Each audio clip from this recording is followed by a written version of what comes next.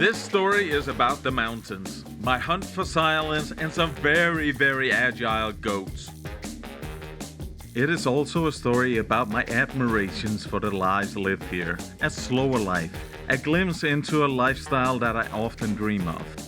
A stone throw from the glittering Mediterranean Sea, the glitter turns to rocks in the very southern part of the French Alps. Here on the edge of the Mercantour National Park, nothing changes and nothing glitters. It's rural, it's wild, with beautiful unspoiled nature, and it is inherently French. In a foggy and deserted village, I meet with Chef Carlos and Rasmus, our local guide. Good to see you. I'm a bit tired, but I'm good. I don't know if it's the man, but I'm Rasmus. Nice to meet you. Carlos often uses wild game meat when he fires up his Traeger grill to deliver his injections of delicious and entertaining barbecue recipes onto Instagram. For the first time tomorrow, Carlos will shoulder me on the mountains and aid in taking the life of a wild and free animal. Hunting the agile and elusive mountain goat, the Chamois. As long as it's not raining. I hate the rain. Yeah.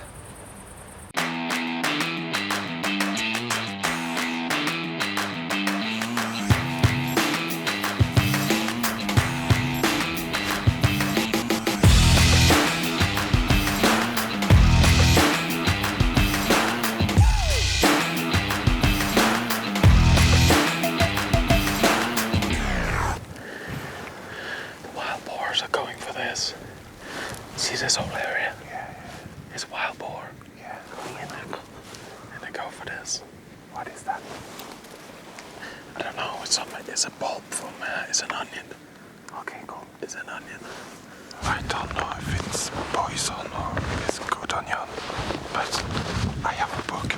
I'm looking when we'll be back at home, and perhaps tomorrow I cook with this onion. Yeah, why not? That's more. This is where a mountain goat of a guide comes up with a brilliant idea to crawl up and down each possible peak in the valley until we find a chamois. I want to argue and complain, but I don't.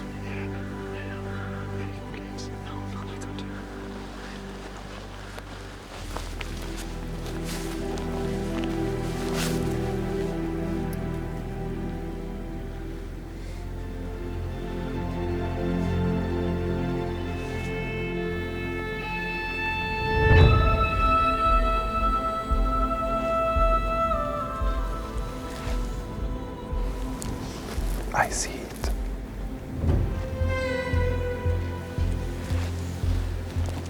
There's a group of about 15 on the ridge over here, but they're very, very, very high up.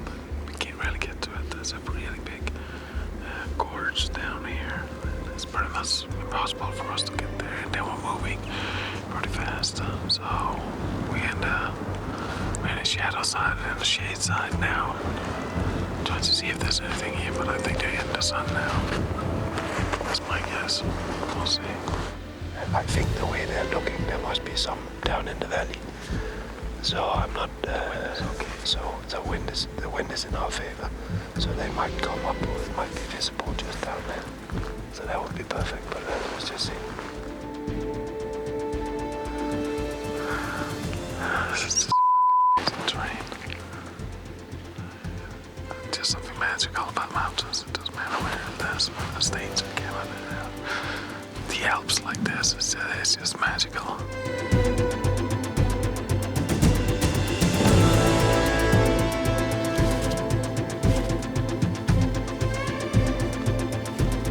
As we cross one ridge and pass on to the next, we hear something like rocks falling. Then there's a sudden movement to our left just a short distance away. Startled by the sudden activity, I fumble around trying to get the rifle off my shoulder and properly anchored onto the shooting stick.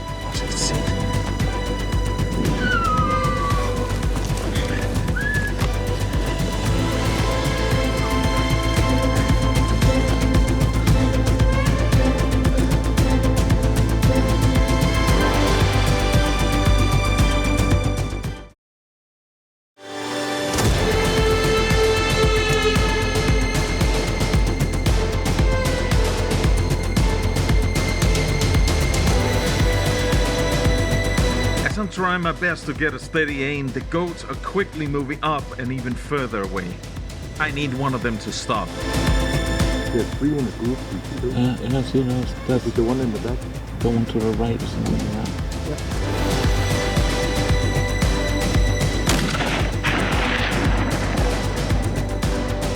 that. It's a clear miss. 2 goats break off from the group and descend back into the valley. Down, right? As I follow them through the scope for several hundred meters, they run further and further away until they finally disappear from view. It's a bit too far out from my comfort zone. It's 300 meters, over 300 yards. I'm not used to shooting at those distances, and tiniest little movement at that distance, it just gotta mean either over or under, so... Carlos is clearly not impressed with my shooting skills, and quite honestly, neither am I. It's hard to get closer. Nothing to do here but move forward and simply push on.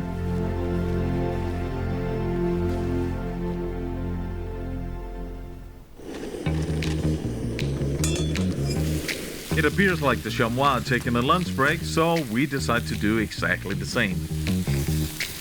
Sausage, wine, pâté, baguette, and a view to kill for. Now that is the French elves that I fell in love with. All right. Thinking juice and Yes. that's it. Maybe that's The plan is. Look, it's clearing up over there. I suggest we go up here. We follow that hillside over here. And then we just traverse over and we see where that group of 6 or 7 we saw. A good idea. Good plan. Yeah, I'm following you. I thought you had some divine wisdom from somewhere. You got a sign or... My legs is broken, but I'm following you. Oh, if any of these wild boar come running out in front of us. No? No. Really? These French people, they cherish their wild boars. Yeah. Their wild boars. We're after Chamois. You need to focus. Focus, man. Yeah, but if we don't see it and then there's a wild boar and like bacon, no? Bacon. Carlos is gonna cry if that doesn't I know. But I've got napkins in my serviettes. Yes. Rasmus, a little bacon. Look, guys, what we need to do now is we need to be focused on Chamois. Nothing with red stacks, anything. Just Chamois. And then we need to be silent. And you just follow me. Okay. Look through your binos, and all will be good. In clear disagreement with the answer, we push on. On the hunt for Chamois, not wild boar, not red stags, only Chamois. At least we do this on full bellies. It could be a Chamois. It's hard to tell.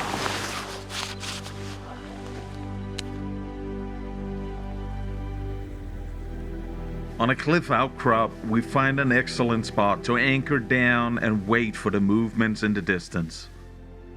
Carlos puts his binos to good use, relentlessly scanning the surrounding mountains. Right below us, where we've been looking now for the last 45 minutes, Rasmus spots a chamois. Down at the oak trees. As I find it in the scope, it's clear that it's too far out and there's no way that we can close that distance. There are 2 over there. That's too far.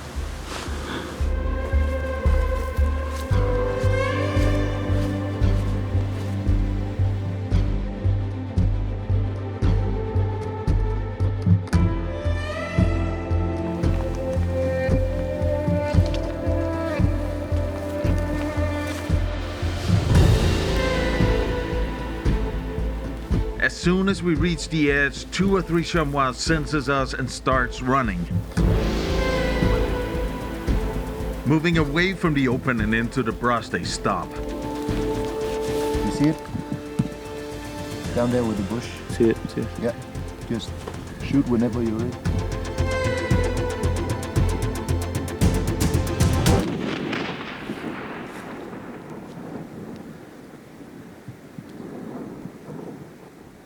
Bravo, it's down. Excellent. Good shooting, Danny. Well done. Congratulations. Good job.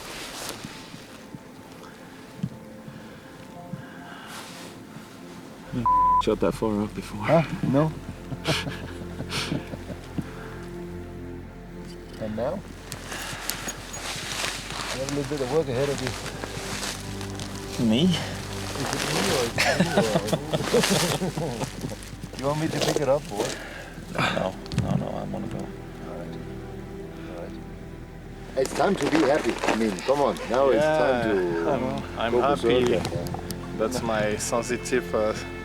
On va dire que ma partie la plus sensible, elle est touchée par ce qui vient de se passer. D'un côté, je suis fier parce qu'on s'est levé très tôt ce matin à 4 heures. Mais d'un autre côté, on vient de prendre une vie. Mais je pense que c'est important de le montrer. Mais ce sera toujours la même chose pour moi, je pense, d'avoir conscience que derrière chaque morceau de viande, chaque photo de barbecue que je peux faire, il y aura toujours une vie et c'est important de le montrer. C'est pour ça que je tenais à venir avec toi aujourd'hui. Merci. I share this sensitivity with Carlos. Today we talk a lot about our rights to kill other living beings to sustain ourselves and our families. You shot it up there. It must be somewhere 45 minutes later, when we finally reach the ridge outcrop where we think the chamois was standing, it's very, very hard to identify if we're even in the right place. Oh, there's blood here. There's blood here. Excellent. Blood here. Dead in the moment, the chamois rolled 10 meters down the ridge.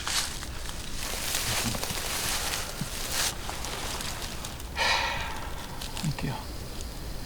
As Ortega said, only the hunter confronts the reverence of life with full human dignity. Merci. Merci pour cette expérience. See.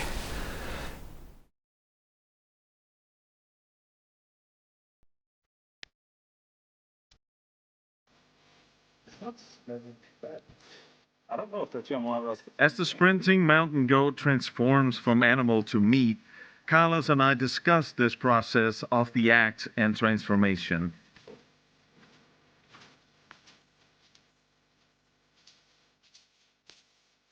Cuts are selected, and for today's dish, we're focusing on the back straps. Give them some firewood. As the sun sets and the temperature drops, I try to keep the fire going and the honey liquid. C'est mieux? Yeah, it worked. Perfect. Ça, c'est du miel de montagne. Et je pense Anything que else, chef, or no? You it's good? okay. This high-altitude mountain honey has a very unique flavor profile and is really considered culinary gold for many L'aventure que chefs. ça a été pour le récupérer. Donc on part sur 3 cuillères à soupe de miel, beaucoup de goût, et je le coupe. Hop, on ajoute un oignon.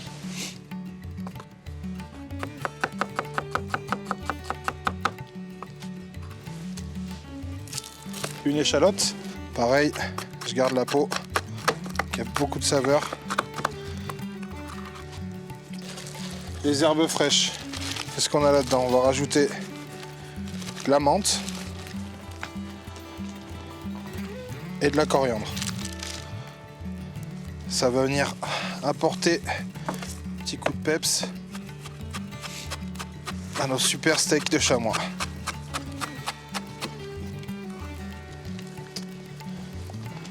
Sel et du poivre. Voilà. Des petits piments. Parce qu'il va falloir le faire pleurer, le chamois. Je vais venir mélanger le tout. Oh. Je vais ajouter les steaks à notre marinade façon chamois qui pleure. Mélange bien. Et la prochaine étape, c'est la cuisson. Je vais mettre ça au Trigger Ranger à 230 degrés avec la plaque Le but va être de bien saisir la viande de chaque côté. Et juste ensuite, je vais goûter la viande avec Dany pour savoir quelle température il va nous falloir pour réussir cette recette, le chamois qui pleure. After 1 hour of magical marinade, because here in France, in les Alpes, the time is different. In your house is 1 minute, here is 1 hour, okay? Now, I put my chamois qui pleure dans le Traeger, en grill direct, jusqu'à 54 degrés à cœur. Oh! J'ai froid, mais je peux vous garantir que la bonne odeur de la marinade, je la sens là. C'est la fin de la recette, donc je vais faire mon chamois qui pleure, comme on est juste à côté de l'Italie, façon tagliata. Pour ça, pousse d'épinards fraîches pour remplacer la roquette, avec un peu d'huile d'olive. Je vais rajouter un petit peu de tomates séchées. Hop.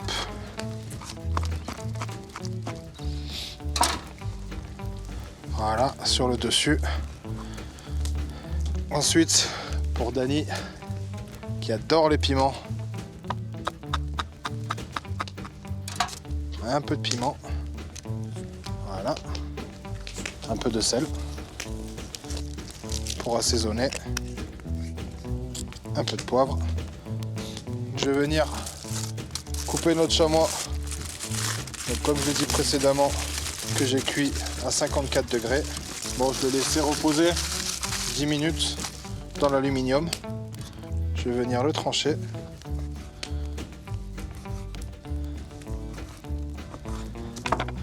Comme ça.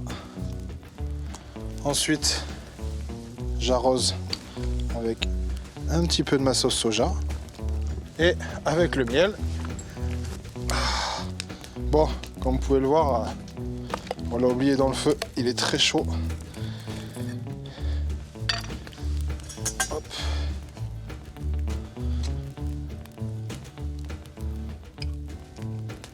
Dany, Rasmus! That looks good. This is Scooby-Doo. I brought a wine. I thought that would Dany, where is that would be nice. We keep it rustic now. That looks excellent. Okay, guys. We can start. Let me serve a little bit of wine. Do I have the honor? Yeah. You have the honor. Brilliant. Nope, I'm gonna stick to the meat because this is fantastic. Really. Wow. Yeah. We say thank you from the French Alps. Salute. Salut. Salute. Santé. Santé. Chin chin. Cheers. Chin chin.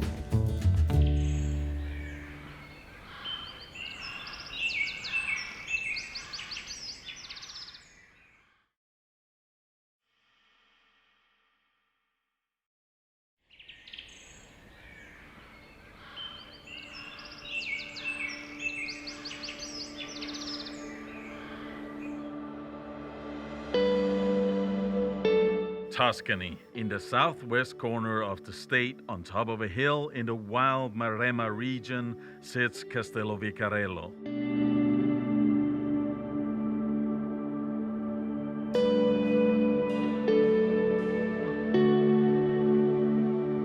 We are on our way up a hill in Tuscany, just outside of Siena, to meet for the first time Mr. Oliver, who is an amazing knife maker. He was introduced to me a couple of years ago, and I've been completely, madly in love with his work ever since. And he offered to make a knife for me.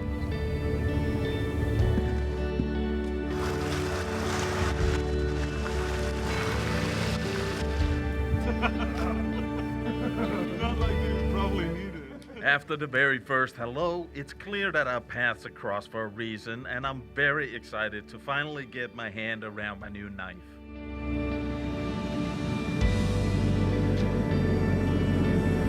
Let me show you your knife. First class! This is the knife right there. grip is just incredible. Simple and functional. Yeah. So you need that. Yeah. I kind of like the visibility. A knife in all black, well, that just seems to fit the fashion code perfectly. Thank you very much. Well knifed up, I continue south to Castello di Carello. This trip and hunt will be special for many different reasons. The day-to-day at the Castello is run by brothers Neri and Corso. Aside from the super luxe accommodations, a key attraction is the wild game-based kitchen and the spectacular dishes served to the fortunate guests. Neri and Corso were raised based on respect for nature, steeped deeply in hunting traditions that fostered a lifelong conservation advocacy. My friend Matt from New York has flown in together with his wife Yolanda for a few days of hunting and cooking up on the hill. Matt owns men's lifestyle magazine, The William Brown Project, and is a fellow lifelong hunter and foodie. Matt, how are you? I want to say it. Nice to meet you guys. Hey Hunter, how are you? All good, yourself? Good, mate. Corso is just returning from a few days of duck hunting in the Venetian Lagoon, and he's bringing a lot of fine ducks for the kitchen and the hungry guests. You gonna work these? Or are you gonna hand it off to somebody else? I'm gonna let the kitchen do their job first. You know, I taught them at the beginning of the season how to do them, and now they know. So I mean.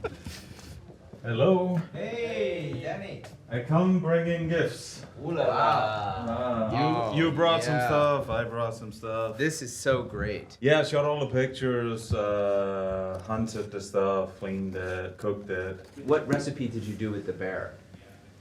I did several different ones. So I had it tested for trichinosis. Yeah, that's the danger. Yeah, bears and wild boars are the two that carry trichinosis. Traditionally, in Italy, wild boar meat, and in most places, wild boar meat have been cooked all the way through. Matt's wife Yolanda runs her own travel magazine full of beautiful imagery and bright travel and lifestyle related ideas. They don't test it for trichinosis, they test it for other things.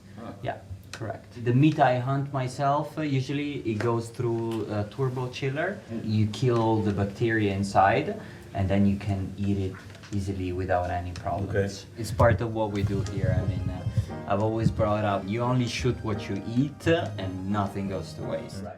Wild pigeon and duck breast are on tonight's menu and it looks fantastic.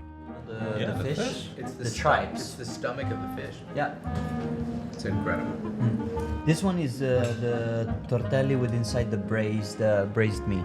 Then it is having a crema di cannellini with black kale. Crispy black kale. The boys are boys. Time to play with toys. Blaser R8.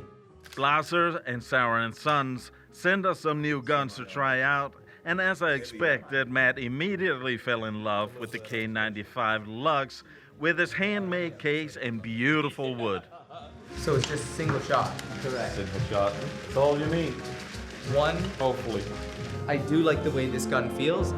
Yeah, it feels weird to do that. I agree. Please don't shoot that expensive camera. A successful hunt. By the way, it's already a successful trip.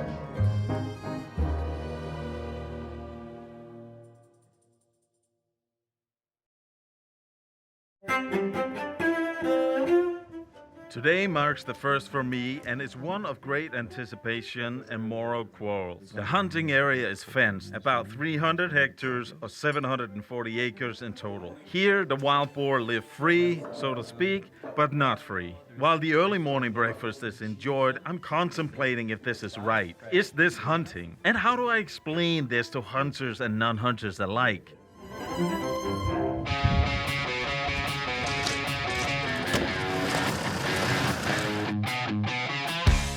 Off we go in good spirits and in hopes of enlightenment.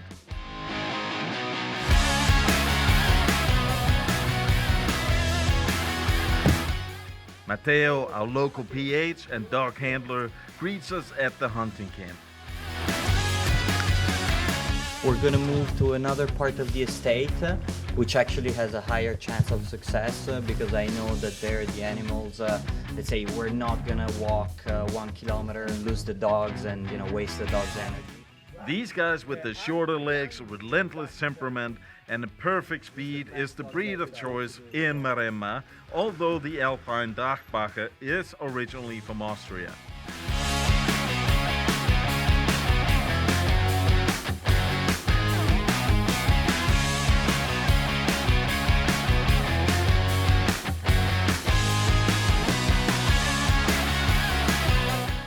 The terrain is vast and dense.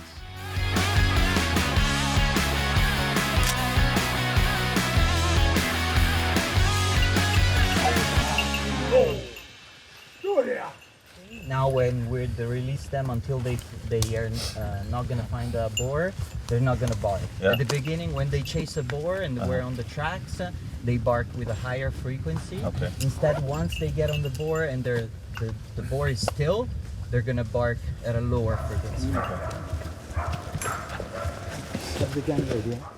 About 30 minutes in, the dogs cast a scent and are on track of a wild boar.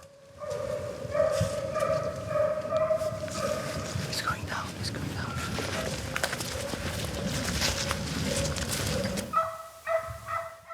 As we descend back towards the entry point, we see a group of wild boars that have followed the fence line down and are now running towards the only opening in the fence.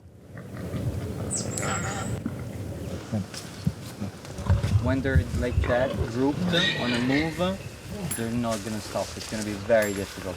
So we're gonna see if we can find some other ones, maybe a bigger boar that is gonna try and stay still. Okay. The estimated population of wild boars in Italy is that it has doubled over the last 10 years, with fewer and fewer hunters aiding in balancing out the unnaturally high population density. So usually the boar moves 50 to 70 meters before the dog. So when you hear the dog turning around, you have to head in that direction because they're gonna cross.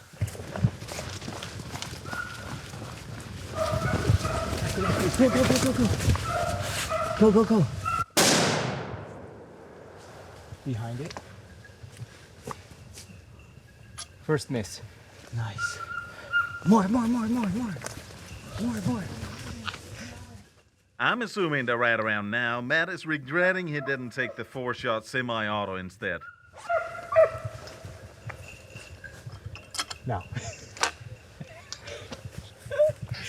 Best way to shoot these boars, okay, is you see them from the back, you move forward. Once you are basically aiming at the head, you press the trigger. Okay, got you. So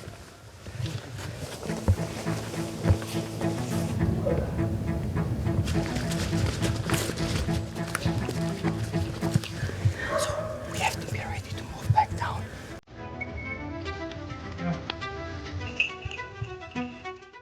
We chase the dogs for hours with no luck. We are always a little too far behind and the boars too fast. Probably the higher chances of success would be to place ourselves on the stand. I'll place you one below in this area and one up above. Left incentive. I'm gonna pee from there.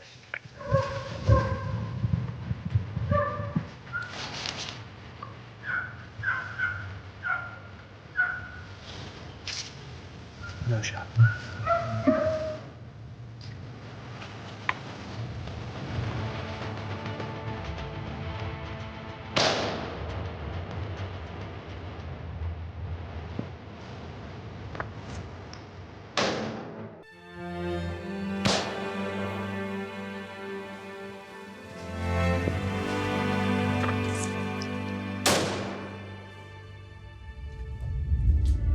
Danny, did you get another one? Because we stopped the one you shot first.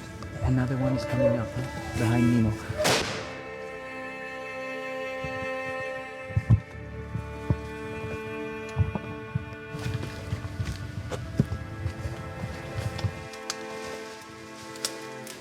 A graceful exit. Grazie, bravissimo. Be careful, huh? That's a big one. A very nice boar right next to the fence. Bravo. The shooting is absolutely no easier than without the fence, but yeah, I think this guy might have lived another day without that fence in place. So what do we call this? Hunting, grocery shopping, meals by the way of hunting. When he was already coming, it had already blood on him. Okay, all right. So that one had a shot in, he finished it. I'm very eager to join that excellent theory, as I was kind of mind blown that the one throtting right in front of me, that I really could have missed it. Animal, very, very good.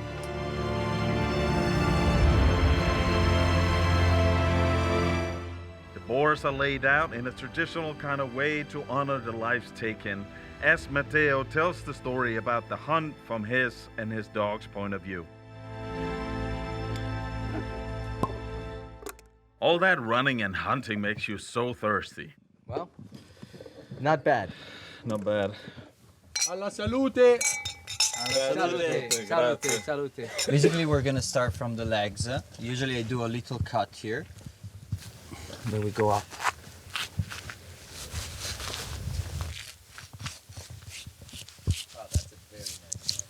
You want to try another knife? Sure. Voila! All right. It's crazy sharp. Like literally, you, you have to get used to it because it cuts so well. Yeah. It's officially confirmed. 2 bullseye shots. Exactly And the it's same, the same spot, man.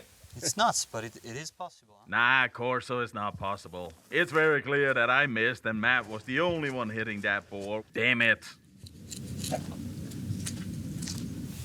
Corso, I must say, I'm impressed with such a pretty boy from Milan like you. I'm serious, I'm fucking impressed.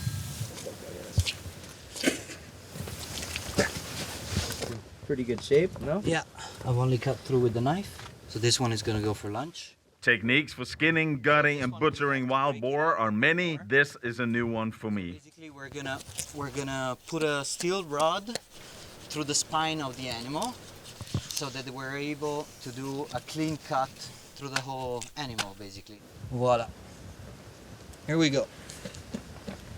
So the cleaver just follows that rod all the way down.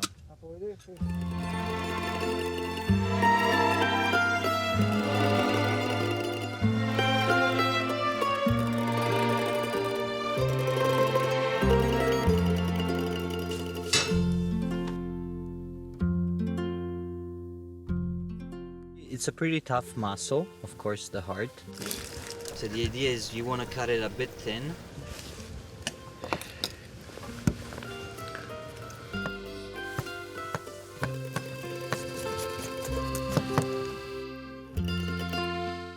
Very nice for once to sit back, drink, and watch others actually do the cooking.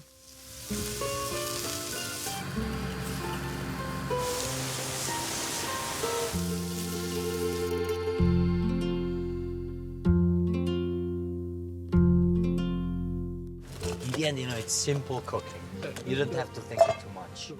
Stories are in the air as the meat rests before we head back to Vicarello.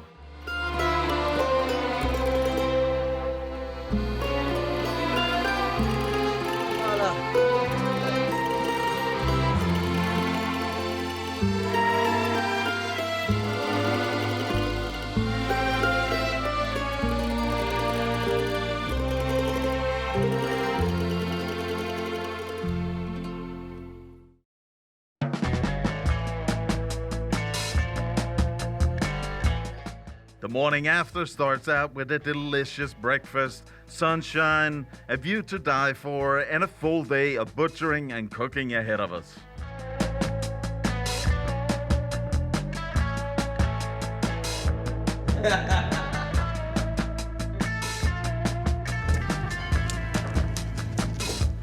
Oh my god. Let's go get it. Yep. I'm gonna leave it to the big guys to carry up. Oh, really? How many kilos do you think this is? This is about, I would say, probably 20 kilos. Part of a normal day for Corso and his staff is fetching the wild boar carcasses in the cellar, walking through the reception, and into the kitchen.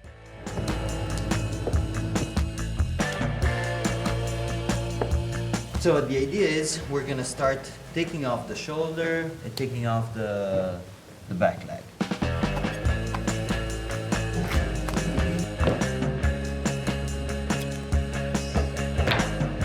So this is the skirt.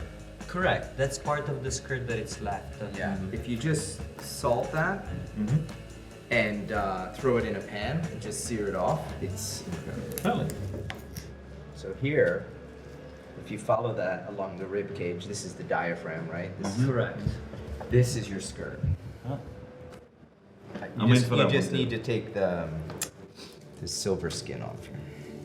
Onion, shallot, half a chili before it gets too spicy. One little, but a half of stalk of celery just for brightness. Tomato. And I'm gonna add lemon and olive oil and some salt and just check the acid and just let it kind of, this is kind of like a makeshift salsa. All right. Oh, it looks delicious.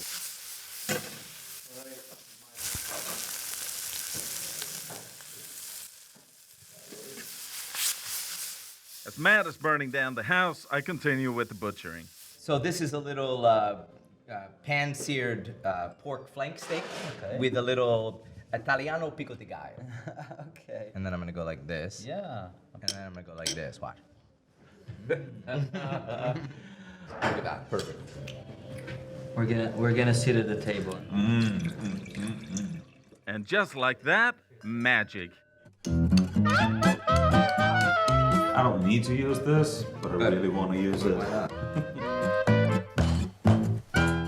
Fine wine glasses and hammering, like oil and water, my friend.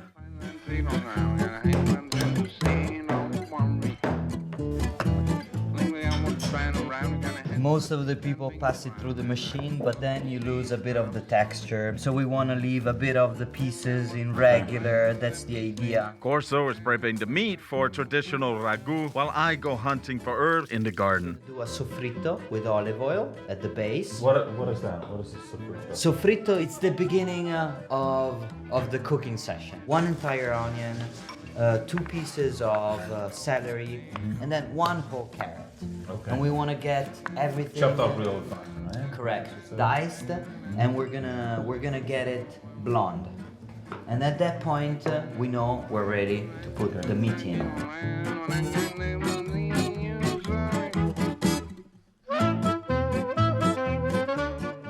let's take my snout in there. That smells amazing. Get the then we put in the We wine. wait for the water to finish to be released, and then we put in the wine.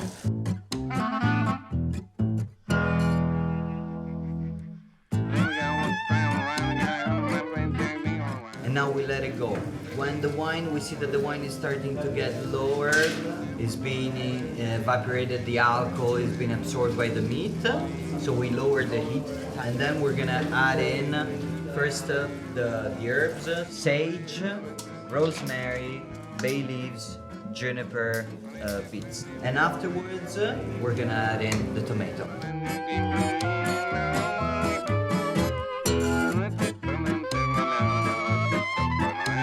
We're gonna lower the heat to just at the lowest point of simmering possible. And then we're gonna cover it, uncover it, turn it, uncover it. It's really a labor of love. I still don't know how this type of hunting sits with me, but I'm telling you that this meal sits fantastic. Is this for everyone? It is not. The hunting is not for me. Though now with the butchering, the cooking class, and the meal in front of us, it all comes together and makes sense. Right, also the right way to appreciate, all our efforts. We've seen the animal live in the field, we shot it.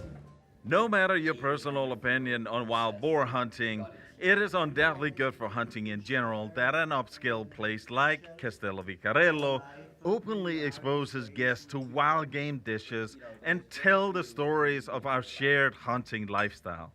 We could be friends with these people for life. Thank you. Thank you guys. Vicorello.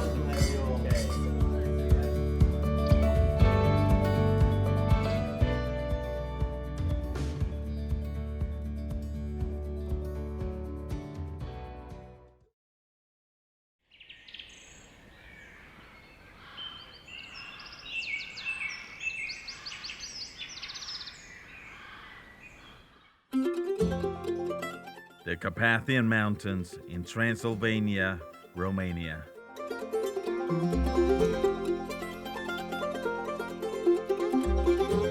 Europe's last wilderness.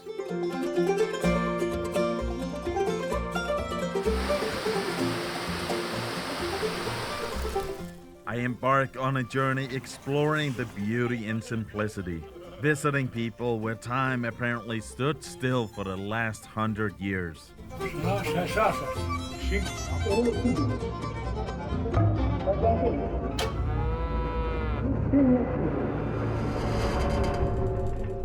What can we learn here?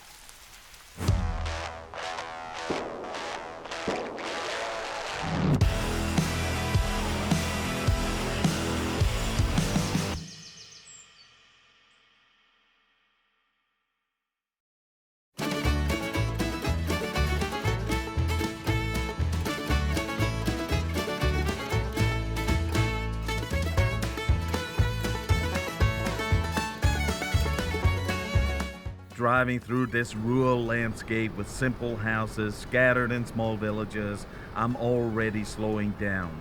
That's where we're going. Those are the mountains. My 14-hour drive from Italy is finally coming to an end as I arrive at my friend Silvio's house. How the hell are you? Fine, thank you. And you? It's been a while. Yeah, it's been a while. Tell me what we're eating actually, because I know some of this, but I don't know the sausage. So these are the eggfish. So here we have game salami. And what kind of game was it? Wild boar. Wild boar. Yeah. Tell me about the new area, because where we went the last time was different, right? Yeah, a bit different. And there are a couple of other areas. We hike a bit. I don't know, 16,000 floors or something like that. Here are a Fucking bit steeper ridiculous. the mountains. Not for stag, for chamois. It can be a bit challenging, Yeah. but for us, stag. Yes, hunters do drink rosé, okay? Our local PH is testing out the latest and greatest in game calls. A 2021 brand new washing machine drain pipe. We are going for red stacks in the rut. That is fucking amazing. A good 45 minutes further up the mountain from Silvio's house, we arrive at this stunning mountain lake. A selfie is of course a necessity to prove to the world that I'm cool and I'm in cool places. Check done.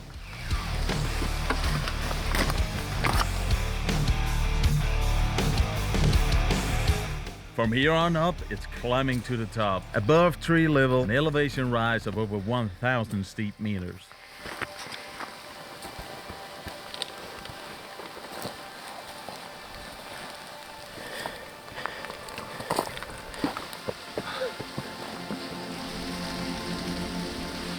It's mid-September and the weather is warm, much too warm. A heavy rain shower is at once welcome and at the same time a pain in the...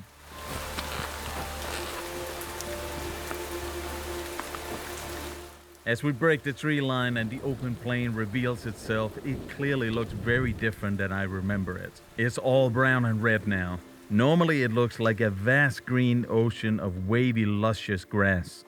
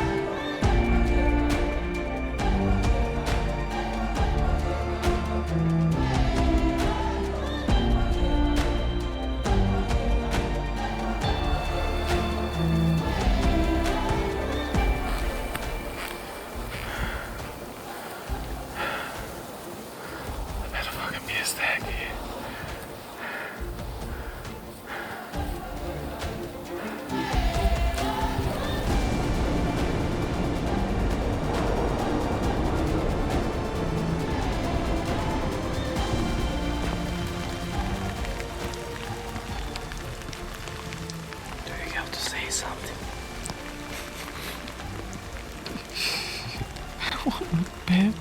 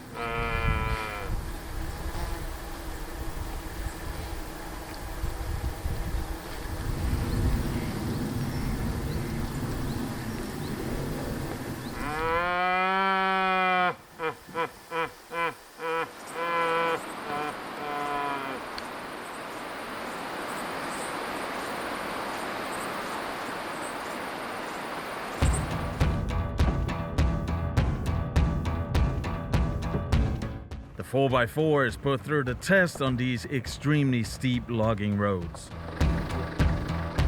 Some wild raspberries are tested and they are sour as fuck. After a few tries, the little tenacious Japanese Daihatsu conquers the spirit of the mountain and we progress towards the sky. Once again, the spellbinding landscape just hits you.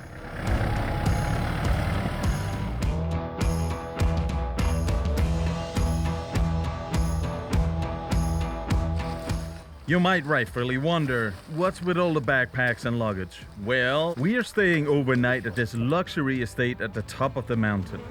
Bug spray, anyone? As my calves just start warming up, I have to stop at this juniper bush to pick some juniper berries, one of my favorite spices for wild game recipes. 4 months of sleep deprivation and absolutely no exercise at all.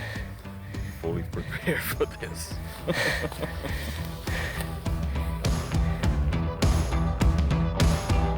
Contemplating if this is really worth it, a little break eases the aching legs and restores spirit. Now where's the wine?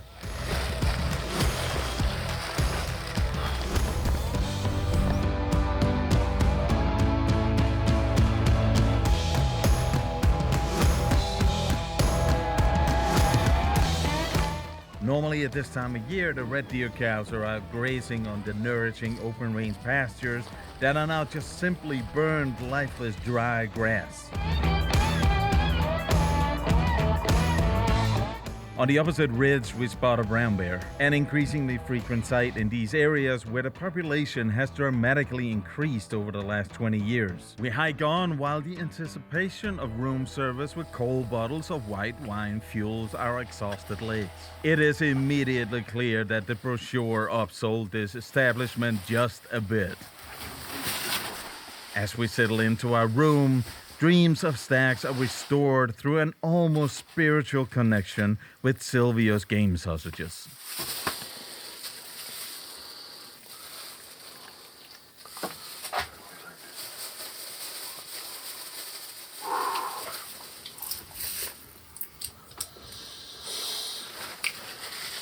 Garlic. Of course, garlic.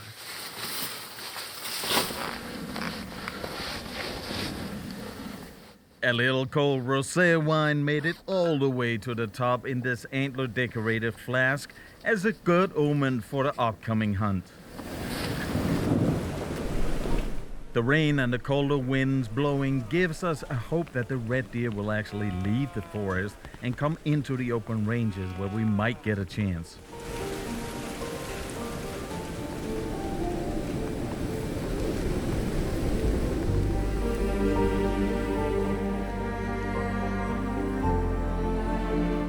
But maybe it's simply too little too late. With the climate warming, the delicate vegetation in these altitudes simply do not survive.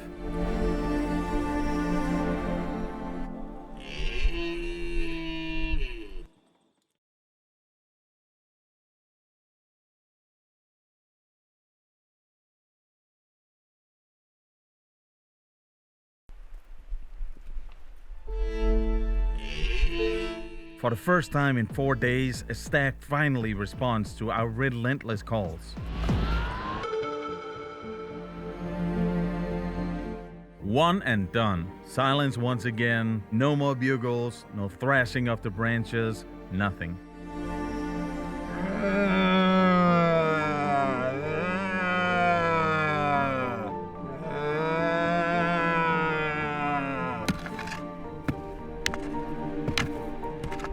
Plastic and magic sticks makes no difference. In the very last lumens of the day, we find our way back to the hotel.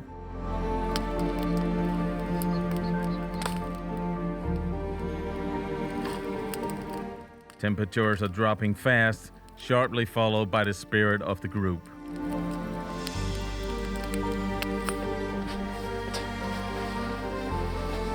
Hopefully nothing that a good night's sleep in a warm bed can't fix.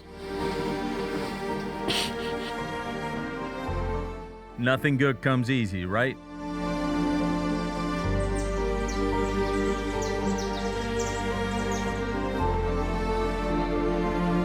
The dawn fuels the poetic mind and balance is again restored within.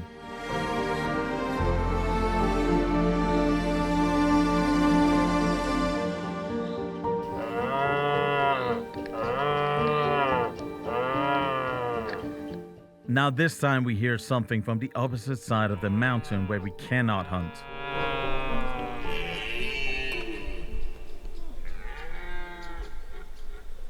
And the mountain goes silent once again. As we descend down the mountain, frustration and disappointment is filling the air. The simple homogeneous buildings remind me that this country was under tough communist rule by the ruthless hands of Ceausescu until the Romanian Revolution in 1989 that brought democracy at a cost of thousands dead. It's off to the market for some lunch and shopping for the days to come. If there's something that can really tickle my fancy, it's a good market.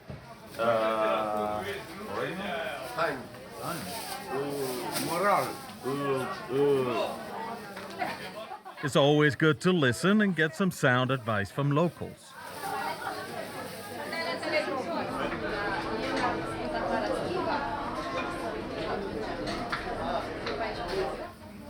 Sylvia, what are these? Small onion. Small onion? Yeah. And are you actually peeling those? Yeah. Me, no. No, me neither. Not in this life, nor the other.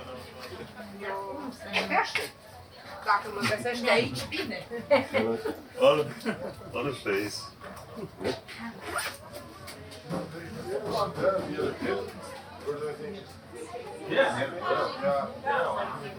Mai zemul dar să nu fie crud. Și o ceafă. Grilled minced meat, normally a mix of pork and sheep with spices and herbs. Smells amazing.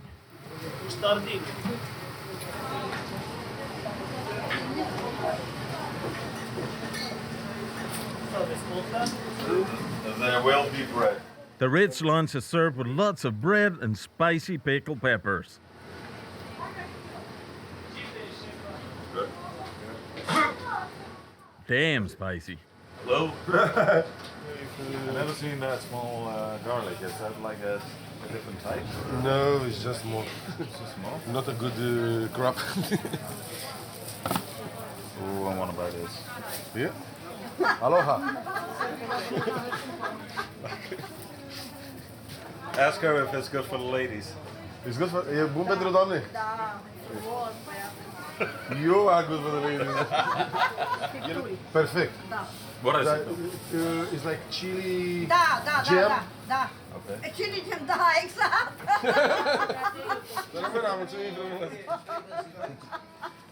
Thank you, Sugar Daddy.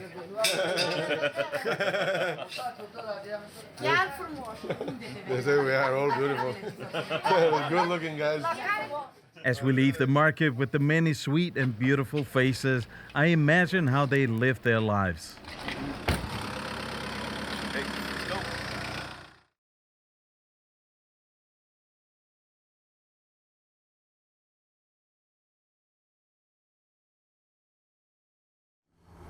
With the unsuccessful hunt really weighing us down, we're off to the mountain again to harvest a different kind of meat for the days to come.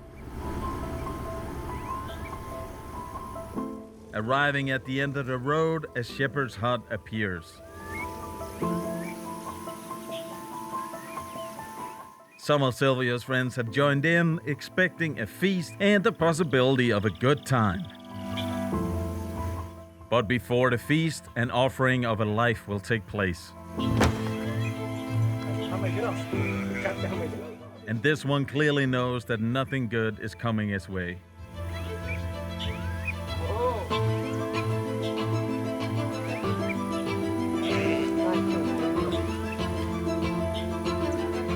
It pains me deeply to see it struggle in anticipation of the worst.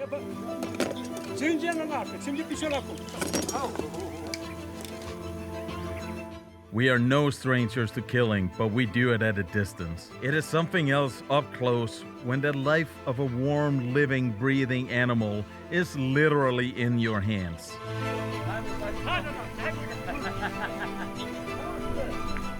These are the best of conditions. This is the story before. Before your privileged meals are served, something died.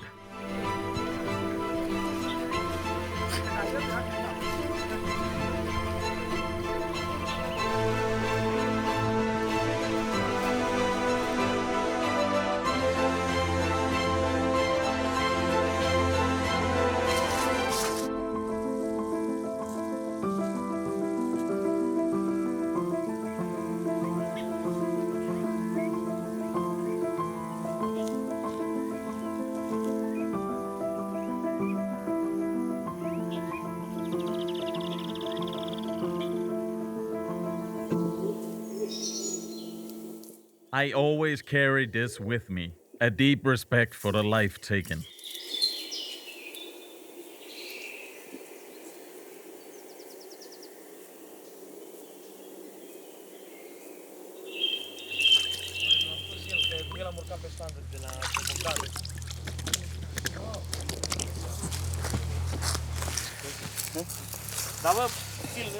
Our host takes the lead as we start skinning and butchering.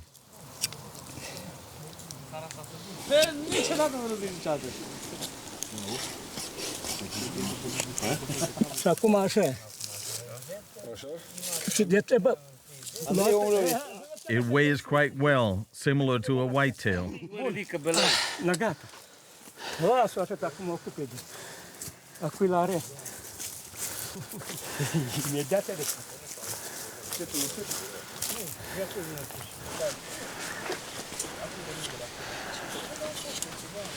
Cum era Marnică, ce trebuie?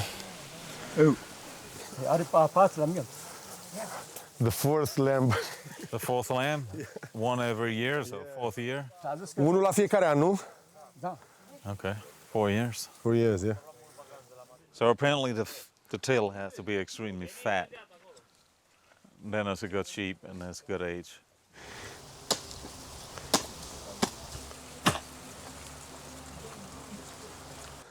This fat that keeps all the guts inside, it is used to wrap that pie. Yeah. Okay. Cow fat is excellent for pies, sausages, and the like, though it's normally quite hard to find because it's mostly discarded in commercial butchering. I signed my name on. There is nothing like a garden and self-sufficiency. The cow's got milk at supper time. And beer and wine in good company. Twinkled high in the southern sky. It was good, good, good. Here comes the grab my balls. Then stop. Something about balls. The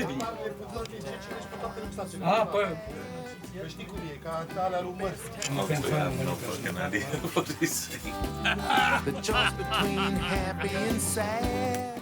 I leave Transylvania, and it's at times rugged, tough, and beautiful people. Drink rosé. With the teachings from the past for the only future worth living. Varsa very. Just passing my time. So where you guys from?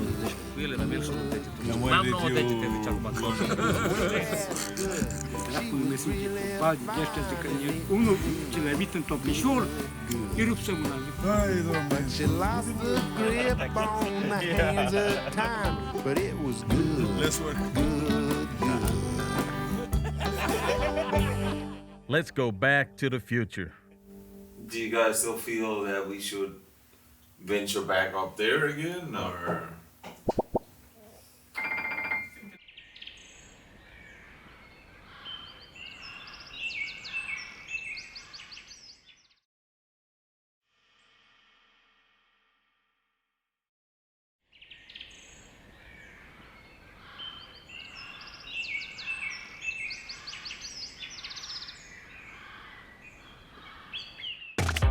The top modern Kristinus wine estate rises from the rolling hills of the Balaton Lake in Hungary. Pesticides soaked the hills, then came the artificial fertilizers, putting the depleted wine stock on life support, while the rain led the fertilizers into the lake, injecting the steroids into the algae that bloomed and depleted the entire lake of oxygen, killing almost all life. When my friend Florian took over the production, it was time for new wines on new grapes. Should we change so we look the same, or? You mean you should downsize? Yeah. You will find sleep here in this comfortable bed. Trust me, the sleep is actually right now more valuable to me than the stag, I think. Florian and his partner Laszlo works at the winery and shares a passion for biodynamic agriculture and for hunting. It's COVID time, so the hotel is closed and we have the place all to ourselves. The vision and mission of German Florian have now turned the prior depleted soil into a fruitful biodiverse heaven for flora and fauna. We are just used to drinking the other wines that are so consistent in flavor, and we find one and then we stick to it, and that's kind of like a pattern we've gotten into. That's not really when you work with natural wines, to my understanding. There will be variety, a certain level of variety in it. Yeah, exactly. Yeah. That's normally the interesting thing in wine, right? That you have a wine in this place which reflects the soil, and the climate, and the specialities of the year, was it a hot year, a cold year. So you can find always a story of the year in the wine. Normally. It's so much more interesting to actually work that way and try to figure out these flavors and how they can actually complement each other and kind of lift each other up when you have these different profiles, when it's not just like, you know, exactly the same every single time. And if somebody puts in a lot of other things, copy-paste, then you don't have an individual story anymore, then you have something flat. The biodynamic approach has now developed into a small farm, providing fresh and healthy raw materials for the restaurant.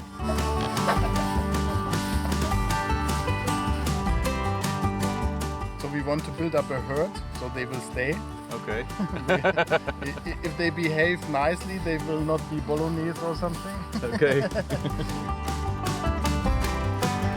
We head out for a little drive, scouting the terrain where we will go hunting for the next few days, and come across workers busy with the yearly grape harvest. Here you have totally different biodiversity.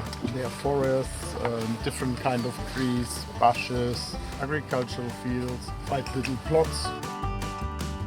We have some hawks and falcons, birds, which also helps balance it out. Helps balancing the insects, biodynamic friend. They hunt a lot of lice, right? Lice. There's always a good wind, dry and cool. That prevents the mold, or? Yeah. After the rain, it's drying up quickly. Then the lake is also balancing the weather. And behind us, it's a lot of forest. That's also good. And the flowering has already problems. How long is it? 3 weeks ago, everything was brown. Yeah. Could not see any green grass. Oak trees here at the back, they have this yellowish surrounding on the leaves. The burning temperature is very important. And with these things you can adjust how much micro-oxidation. Winemaking is a true art, and without the control of chemicals, it's an evolving process that's alive and ever-changing. Jesus, you drive like Aiden. Which means very well. You know?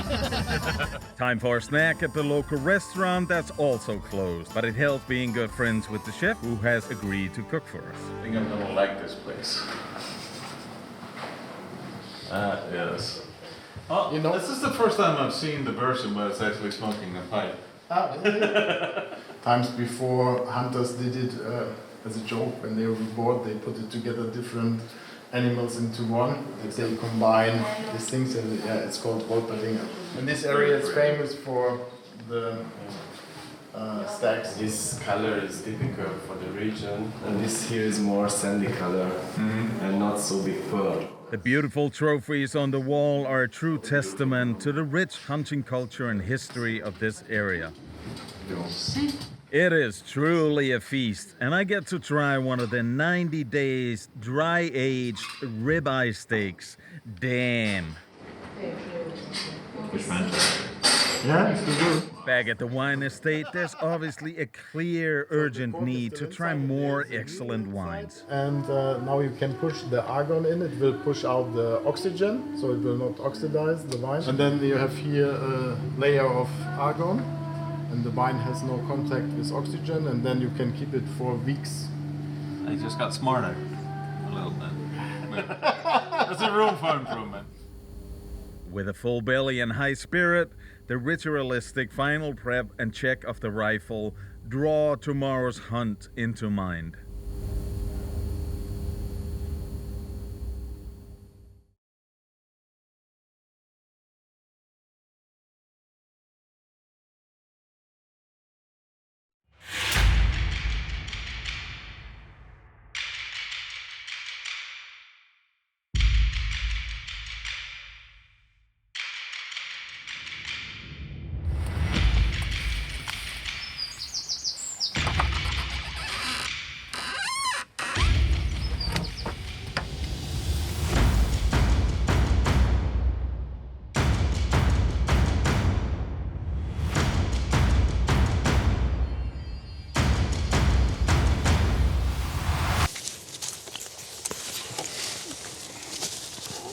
You need a knife.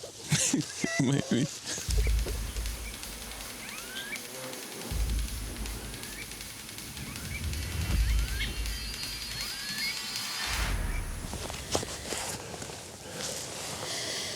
The meadow goes there and then up there, so we can have a look to here, and then we look up, and there are the vineyards, and then is field and forest.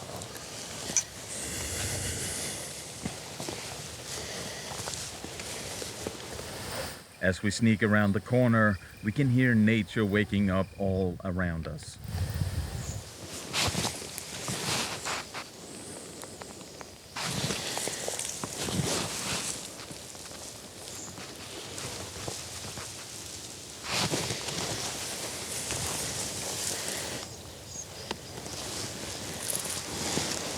We look on the right side, there's a long way. These are fresh roe deer tracks. We can go row by row, to direction of the field.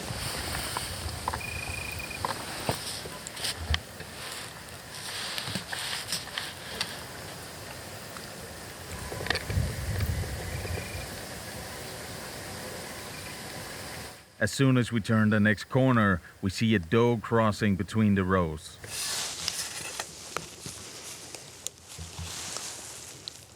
This one is standing still, but with its head partly covered, and we can't see if it's another doe or if it's a buck. Might be a buck. It's a buck.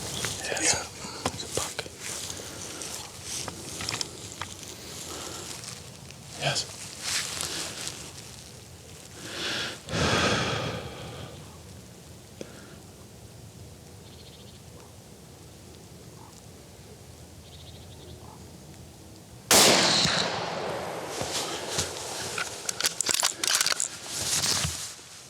Miss?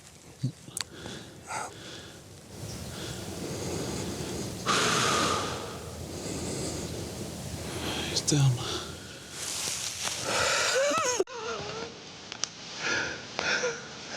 Thank you. That's it.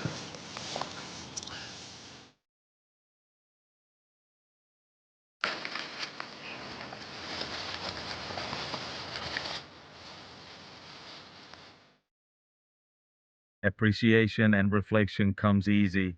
Words don't. It's an old buck and a quite skinny one. He's really old. Yeah. He's really old. He has no teeth left. As per tradition, honoring the animal and the life ended, the old man is served his last meal for his journey to the afterlife.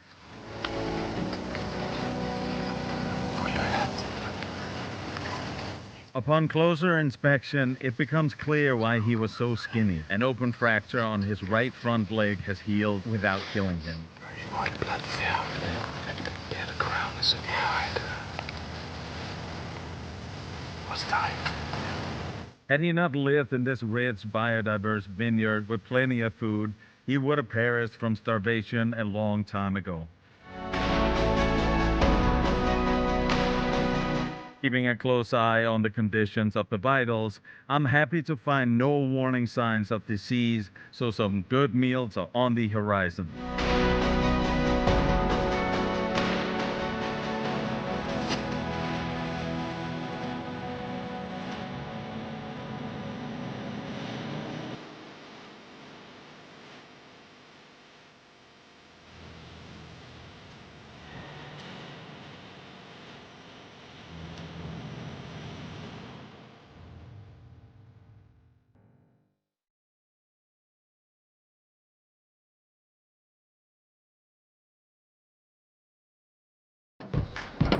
Yeah. Back at the winery, the industrial tools comes in very handy.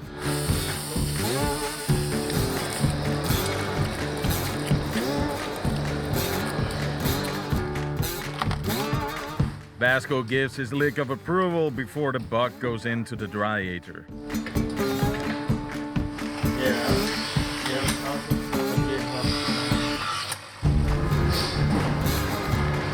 And up it goes, giving the forklift a well-deserved break from the heavy wine bottles.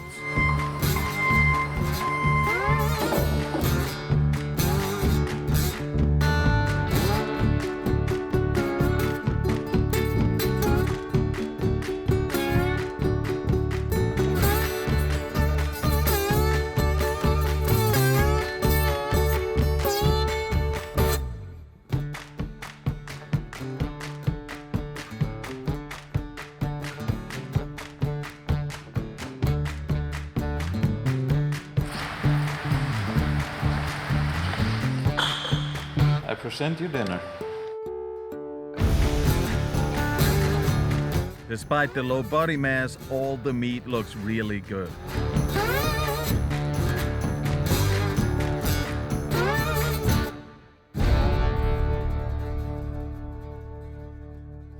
Vasco the Vine Rider has been Florian's loving companion for 14 years. This lifetime is coming to an end for the old man, and soon the two will take their last walk in the field together. For now, he still has lots of love to give.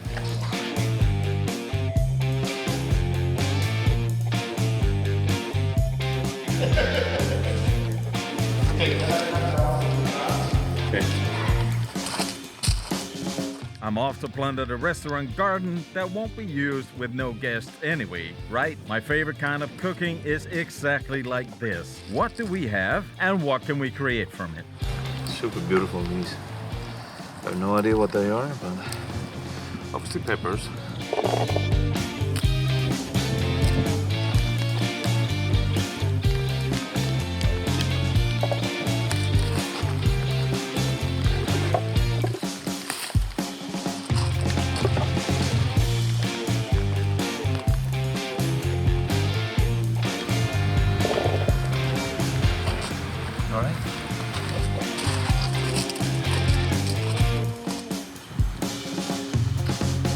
These are a bunch of table grapes.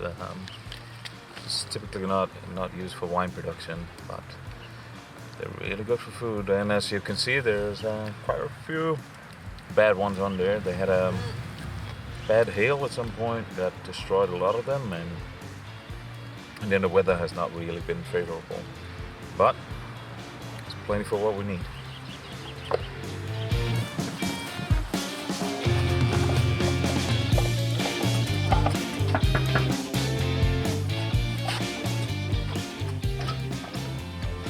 Hi. Hello. Come in.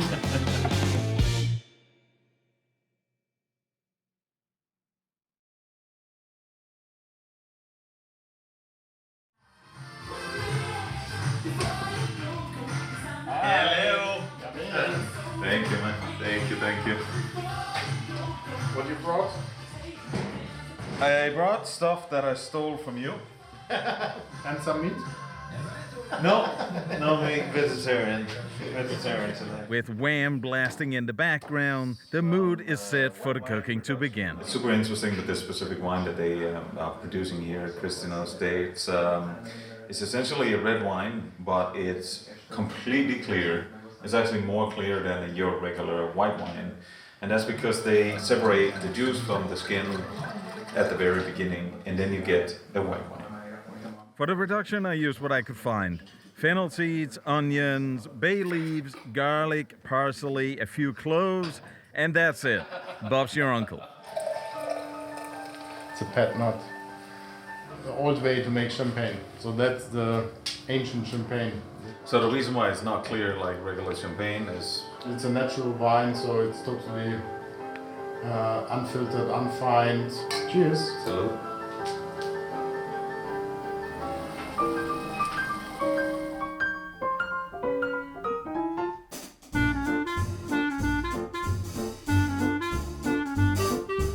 When you roast it, it really releases the aroma. These are fresh, so when you actually touch them, they're soft. So by toasting them, they get hard. You get the moisture out. You crush them, the aromas are kind of brought up and released. Fresh juniper berries that I picked in Transylvania gets toasted on the pan.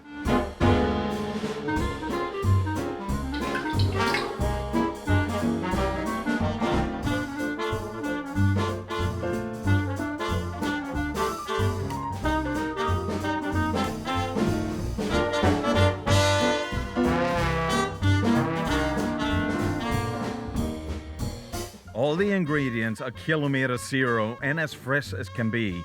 This can only taste good. If I don't f*** it up, that is.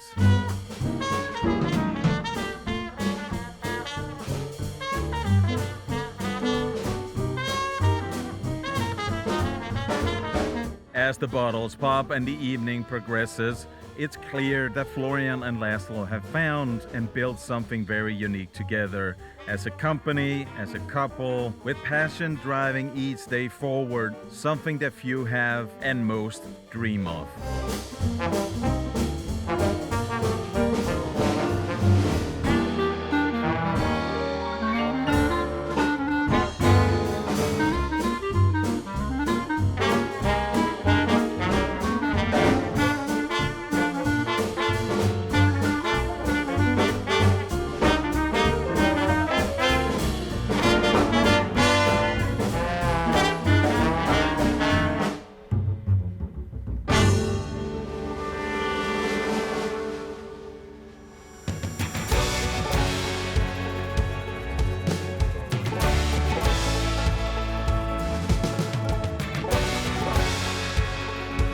Looks like it went okay. The aromas filling the room speaks of a tasty feast to come.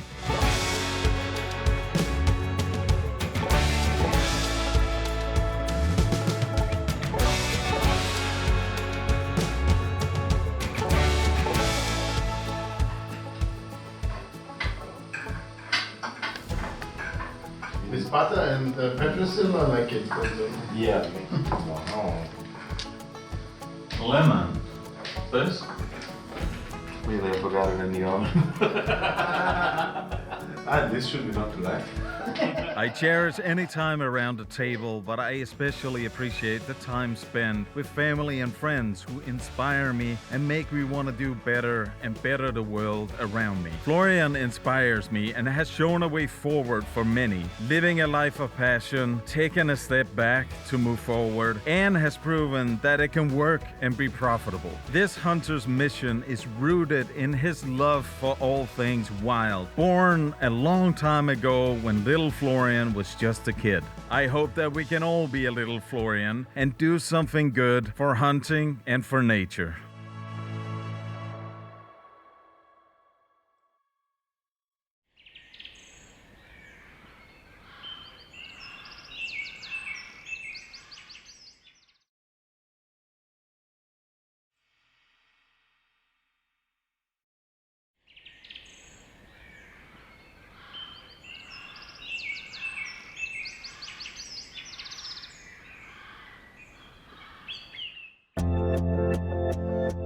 The famous Alsace region in France is known for its excellent white wines and rich history. Today we are visiting to participate in a traditional driven hunt for roe deer, wild boar, and red deer. In France, wild game can be bought and sold and therefore enters the food system and the supply chain. Two young friends, Edouard and Vianney, a hunter and a foodie, saw a need for a wild game processing company that could help both hunters and the growing demand for healthy and sustainable meat. With that, Nimrod was born. With some wonderful days of hunting and cooking chamois behind me, I leave the southern French Alps and head north towards Alsace. It looks like the United States. It looks like North America. I love road trips. Pulling over when something looks interesting and a new adventure instantly begins and joyful memories are created. The views of old Europe never disappoint and the deep history is apparent all around us.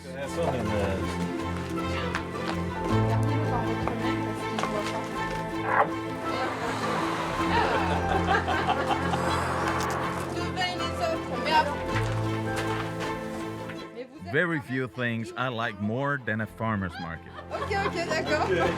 Well, I do love a used market, maybe just a little bit more. I think it's a hard choice.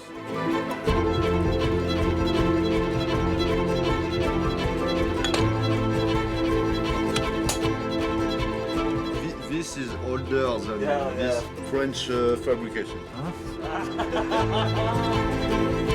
With the very last little square inch of storage space in the car filled out, I continue north and up in the elevations.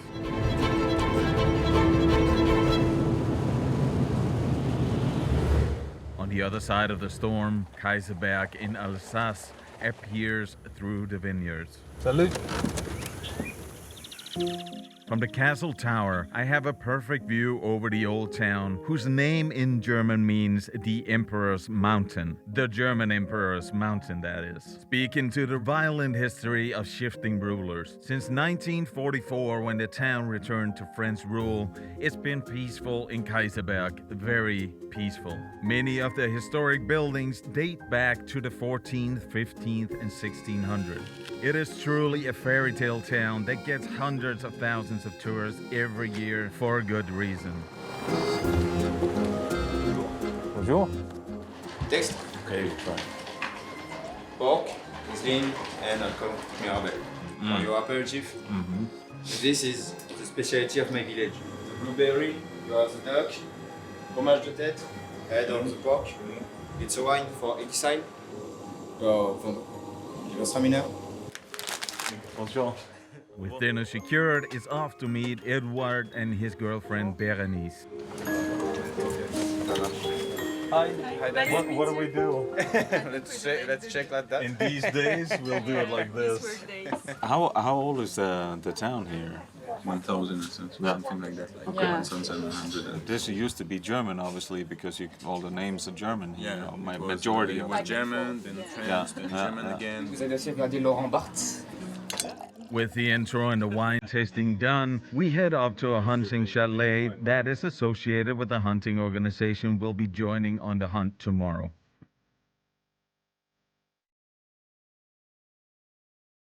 At just a few hundred meters of higher elevation, the snow lays thick like a fluffy comforter, covering the mixed landscape in pure nostalgia. Then the things, and everyone is cooking right there.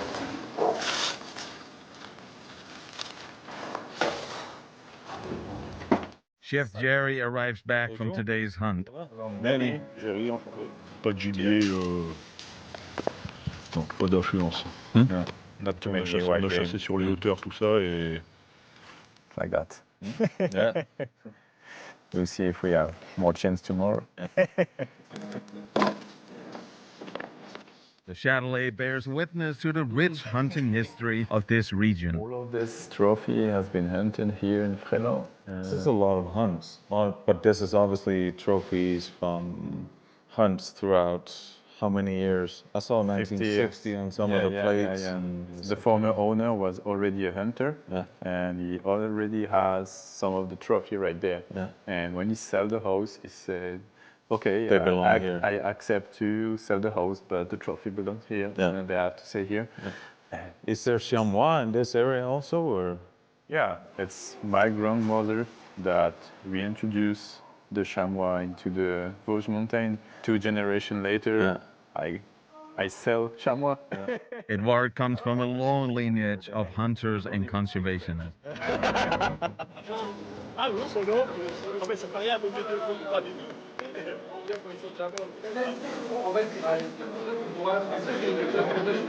Typical, this makes me really excited about tomorrow and what to expect. I like all the French, really French characters. What the is that? Like a dinosaur deer thing? Yep.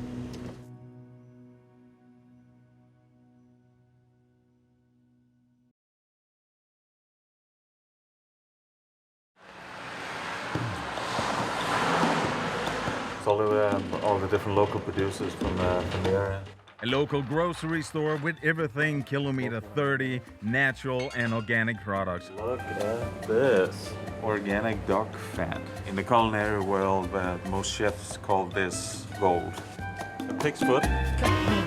This store is a co-op owned by the locals and the farmers, and without the middlemen, the food is fresh, organic, local, and at prices comparable to those of chain grocery stores. That's inspirational.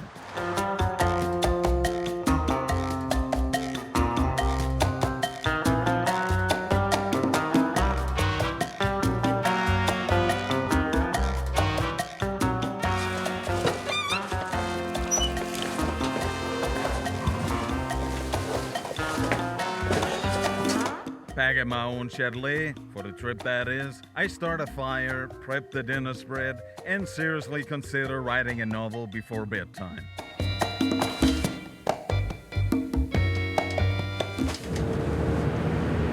How are you? Good?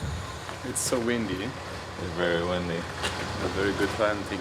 At least we have we got wine. Last night's storm brought snow and strong winds.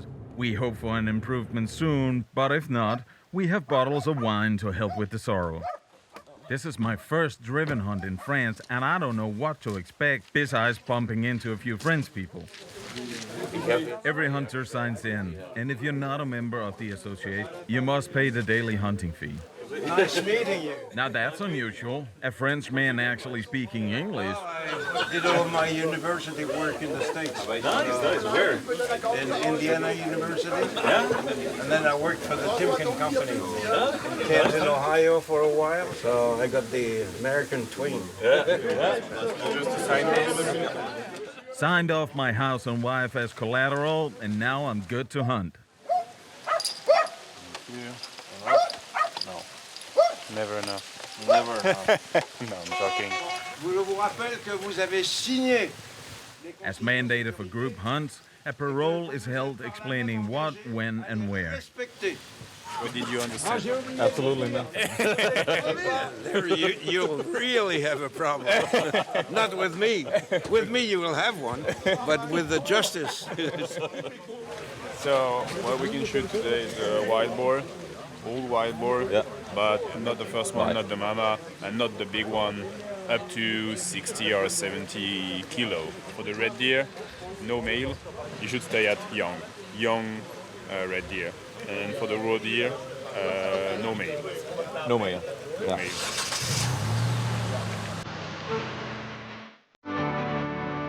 A bunch of different people, primarily French and Germans. The German border is right next to us. It's 20 kilometers, 20 minutes ride. We paid 100 euros to participate in the hunt. This is low. It's a low price. But I'm assuming that you don't, even if I harvest something, I'm assuming that you don't get any meat.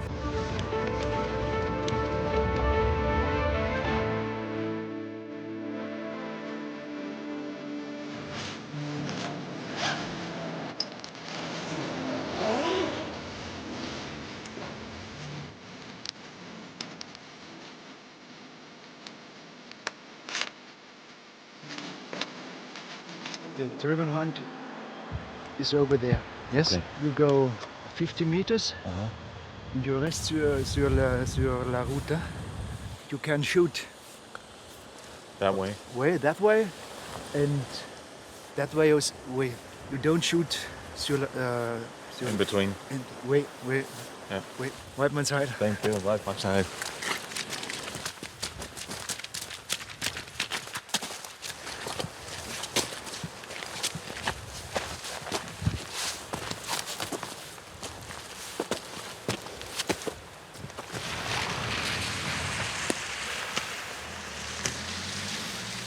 Settle into my spot, I can hear the dog bells off in the distance.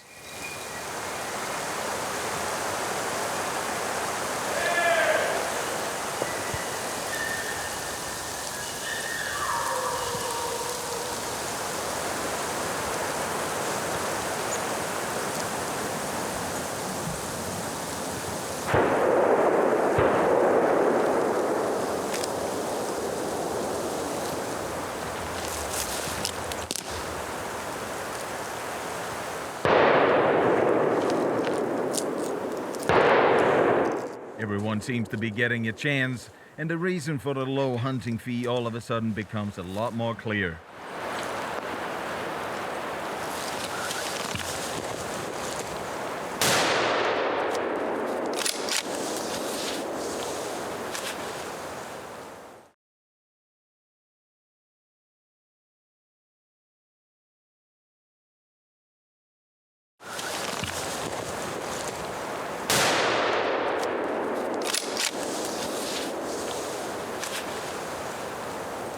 So you could just hear the snow coming down and all the wind was going in the tree. Like,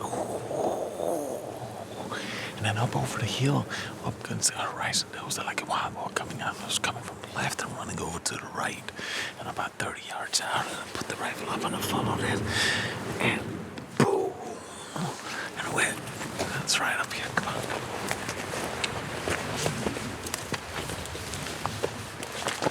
It's right here.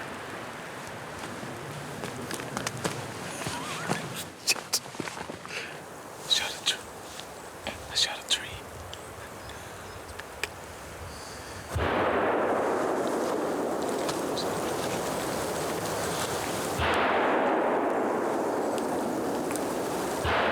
I might not be shooting anything, but judging from the sounds around us, Edward and Nimrod will have a full cooler tonight.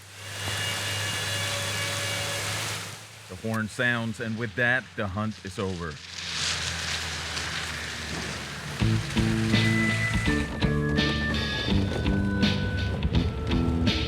So, what did you shoot? 2 wild boar and 1 red deer. You shoot? Yeah. No. Yeah. I'm joking. Yeah. You were collision then? No, I'm joking. I said. Shot a tree. Really? So I was trying to figure out what the deal is with the Christmas tree.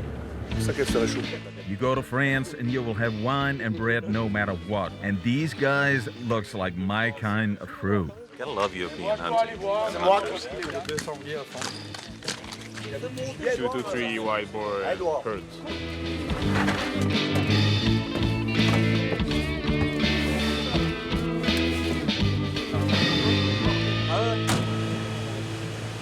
You get a lot of the wild game meat, right? Yes. A lot of this comes to you after. Yep. Does the hunters also take it themselves, or is that normal? Yeah. The priority is always give to the hunter. Do you pay an extra fee for that? Yeah. You pay kilo fees if you want to take the wild boar back. Are you happy, Francois? Oh yeah, I'm always happy. We still have a few boars, not as many as we used to, because we had to reduce the population by mandate of the states and the forestry. They claim that the population is stable. They damn well know by fact, because we do counting, That is declining.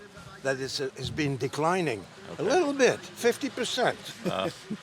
This is something that is not spoken about in public. State mandates and excessive culling to protect forestries and farmers' crops. Gotta get going. Check out the cars.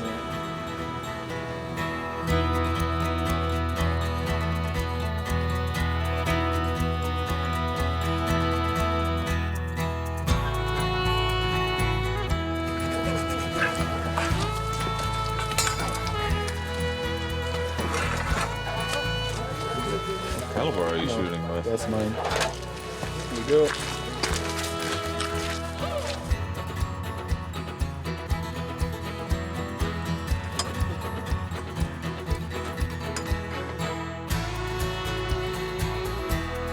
Please go ahead, help yourself. It's time for a much-needed late lunch. Allez. Oh, President, right there. And this is even from the village right there. It can be more local.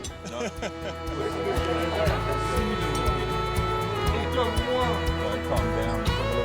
Wherever you go in Alsace, you will eat and drink well. And this lunch is no exception. I consider that very, very, very lucky. One of my grandsons has been hunting with Francis. Okay. He's bloody good. Edouard, what is this? C'est la galette des rois in French, a king pie.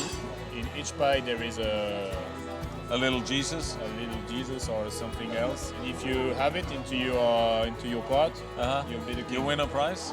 You'll be the king, and you will have. You'll be the king. Ah, that was why.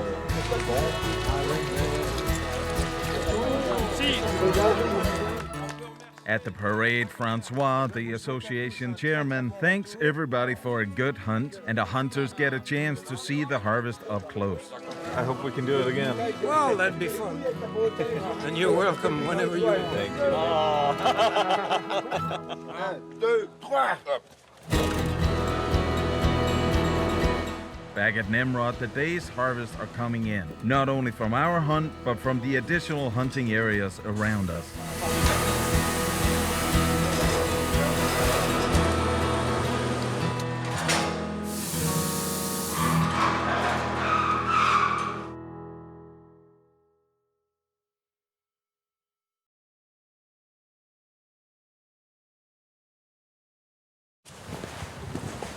Then it's off for more food and wine at Chez Roger Hasenfoto, where we again meet the owner, chef and hunter, Jerry. It's low season in Kaiserberg and the restaurant is only open for lunch. But Jerry happily jumped in the kitchen to cook up some wild game meals for us. Well, I choose to think it was a happy decision. Wow.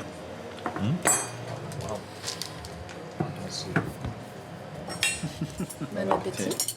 Wild boar shank and wild boar burger. Success that you're having with a company like Nimrod is gonna have a ripple effect that it will spread out and more people will actually be able to taste wild game. But you had some and then start making a feedbacks connection. from vegetarians. They don't want to eat meat anymore, but game meat is good meat and not coming from bad places. Yeah, factory farms. Yeah, exactly. That was what we talked about, you know, what is the alternative? All right, sir, I need you to just lay down on this bed over here, pull down your pants, and we'll get this on the way. So we do all the steps from the whole animal to the smoked ham or something like that. During the season, we have between 3 to 5 to even 6 butchers working in the same time. That's the highest period of the year where we have to do the stock.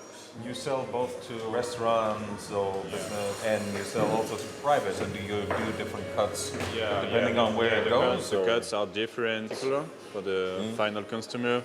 We will do more roti or some more prepared pieces of meat. Okay. Instead of for the restaurant, they took bigger piece. Or sometimes even the whole animal just could cut in 4 parts. Okay, and then they actually do the butchering at the restaurant.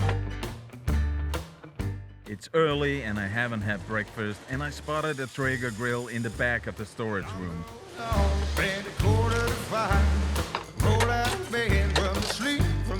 It's a natural biodynamics wine. Okay.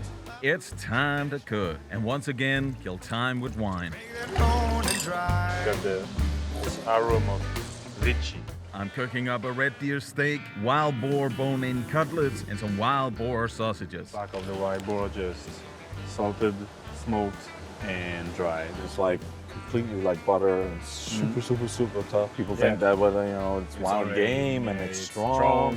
But it's not. This is super delicate. The thing is to have people eating some wild game without knowing the wild game before. You have to take the skin off, to butcher everything and do, I don't know, sausage or do something like product transformed food to get them interesting in.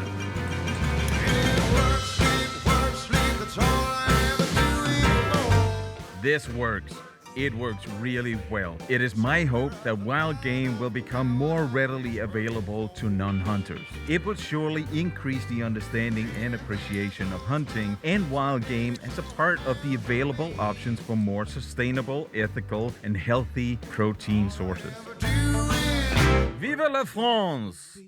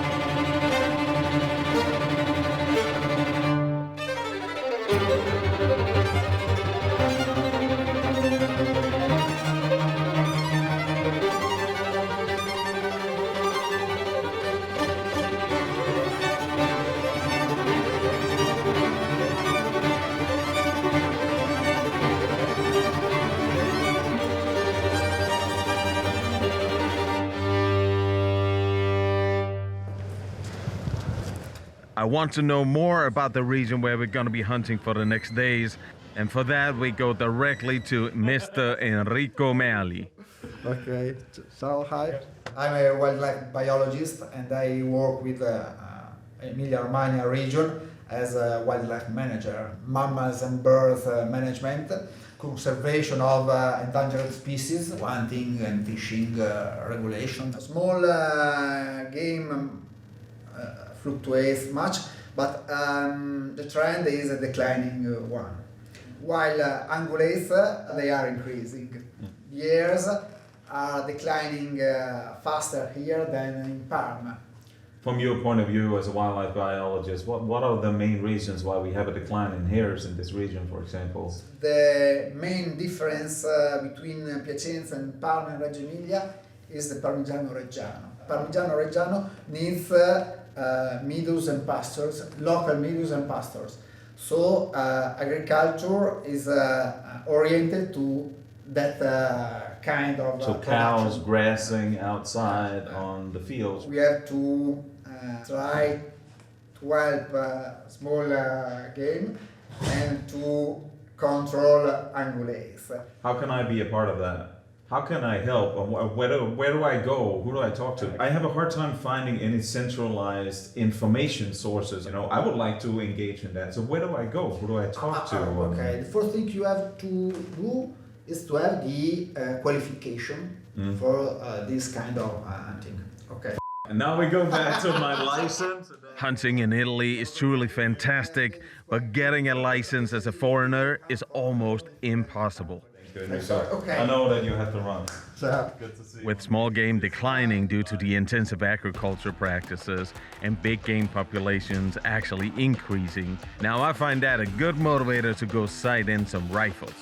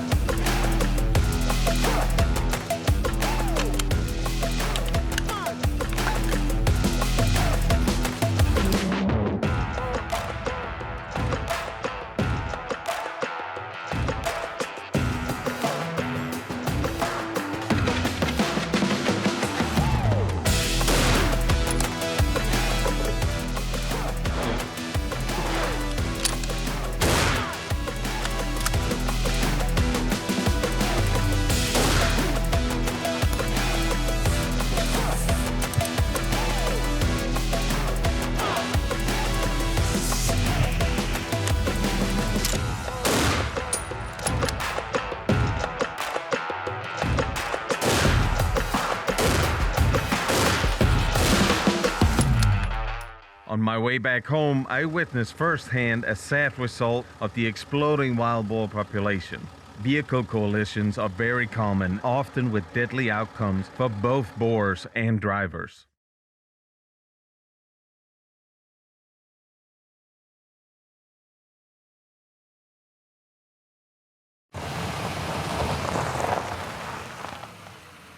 Ragazzi, oggi dove ti cacciare? Qua sopra. Ok. Quindi saliamo su davanti.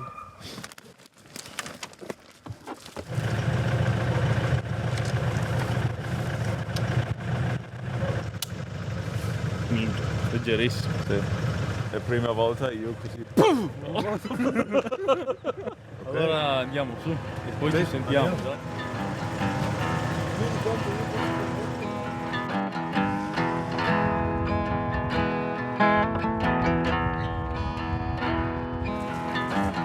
Up here on this mountain, a good set of binos are really essential, as you often spot the deer anywhere from 500 to 1,000 meters away before initiating a stalk to get within shooting distance.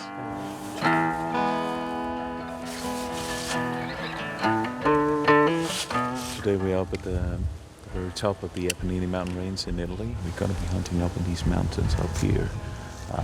Some of the shells, and then maybe later on we go all the way up to the top. We have fallow deer, fallow bucks.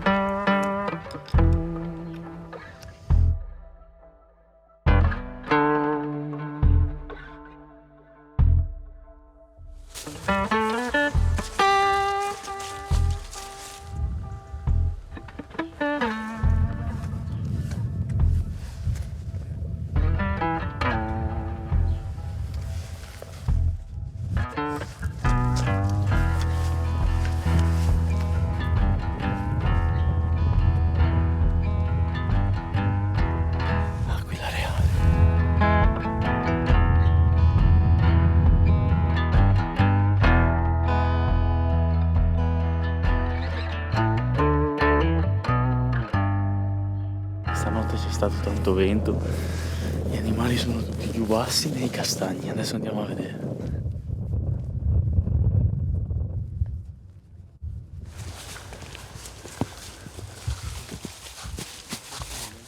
Up e you see the land, e lì ci sono sempre daini, fallow deer, si spera. When an Italian grabs his crutch, it's to ward off any kind of bad luck. Sort of like our version of, crossing our fingers. One per trip. Noi chiediamo chiodini. Chiodini? Chiodini. So we about to get some hunting insights. Gli animali possono sbucare da un momento all'altro.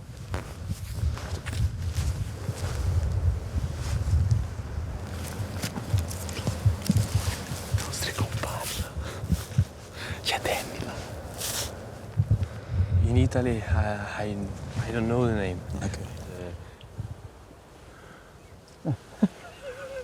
Okay, this was not supposed to happen. Verso Fuzzecco di questa direzione qua. Adesso andiamo a Bertassi a vedere se c'è qualcosa. Che è quel paese qua sotto. Noi praticamente ci buttiamo qua sotto e scendiamo giù.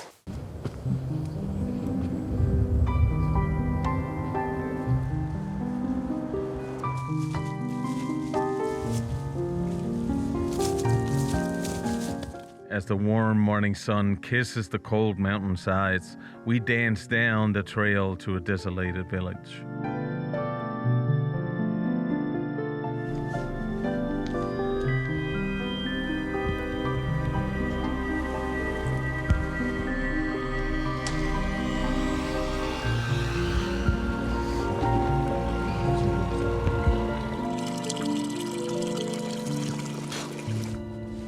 Verso la scala del diavolo.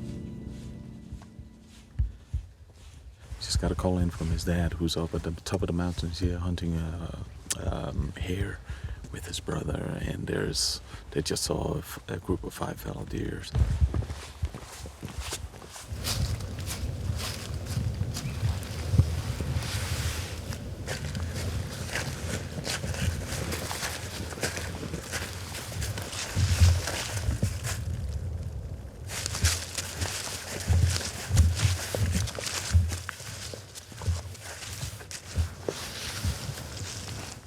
Population of big game such as fallow deer might be increasing, but I wouldn't mind if it increased just a little bit more up here. Mattia has spotted something through the dense chestnut forest.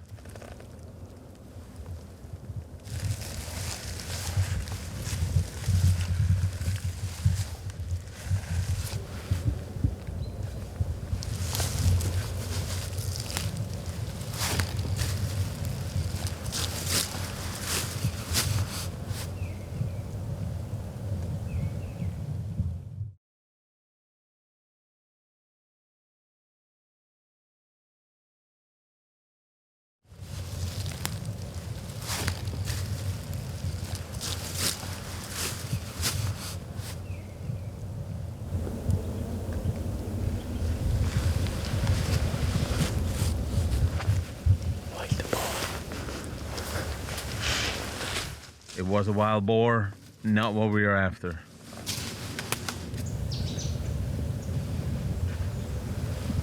Two fallow deer in the distance. The forest is so dense here that there's no shot and there's no way of getting close enough without spooking them.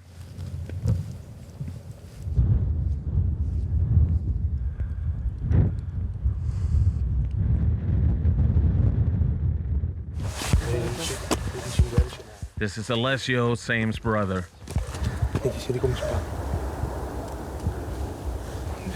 Wild boar.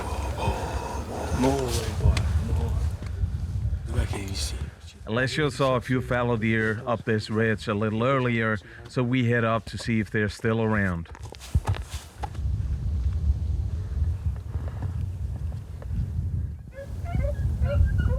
But no.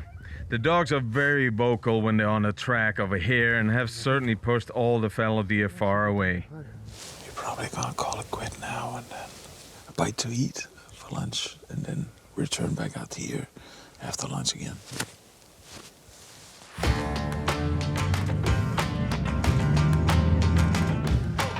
Avete già fatto caccia voi, né? Ho sentito. Mercato stamattina non abbiamo visto, sono passati 2 qua sopra, una grossa però. A che ora? Quando abbiamo andati qua, qua sopra? With the report of another group of fallow deer a little bit further up, we all meet to go scout the area. The traffic is heavy and it's dramatically slowing down our arrival. By the time we finally get there, we just see one doe through the trees and that's it. In Italia, quando you know lucky, sfigati.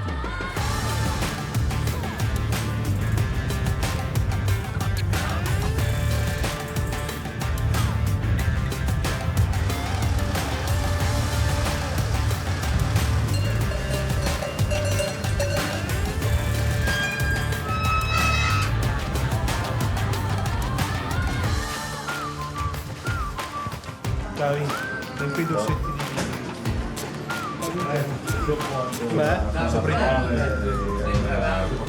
perfect time for a drink at the local wine bar.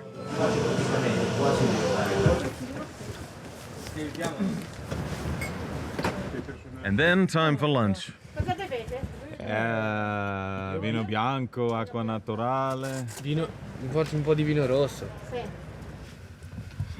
Pipo the Pomeranian is apparently a fearless and very effective wild boar dog, to my big surprise. Cinghiale. Bello lui. Whisky. Ciao whisky. Whisky? Quella non ce l'ha ancora il nome. No? Pinot Nero.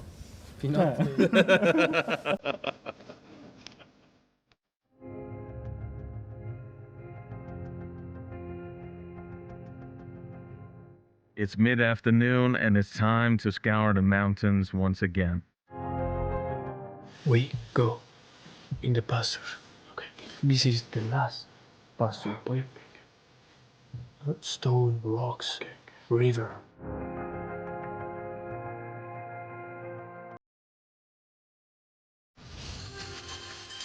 Now beef.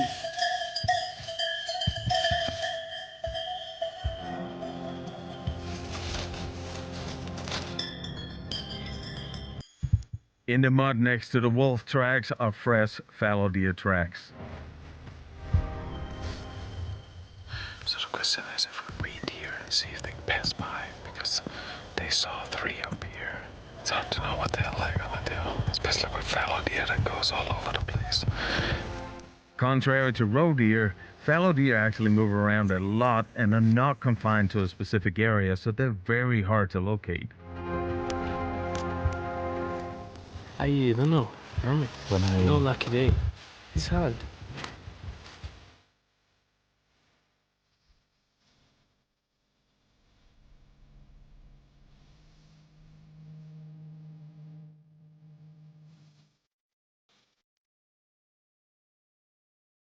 Upon returning 50 meters in front of my house, not 1, but 3 fallow bucks come walking towards the car. Such beautiful and majestic animals.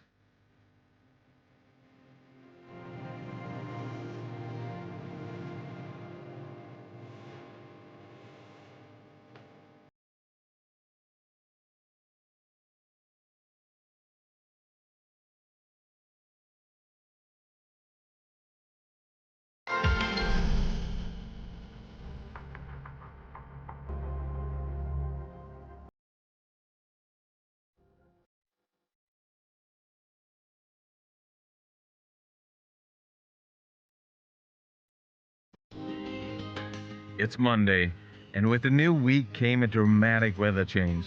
The temperature dropped to just above freezing, and I'm hoping that will put the deer on the move and maybe increase my chances.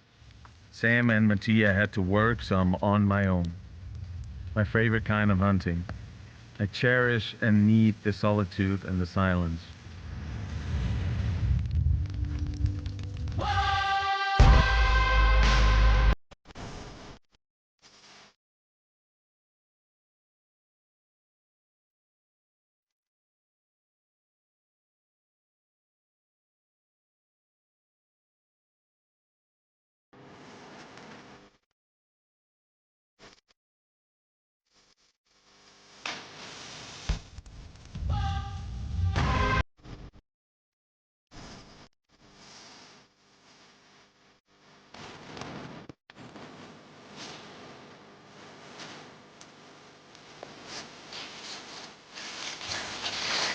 A tail in the distance faded off into white.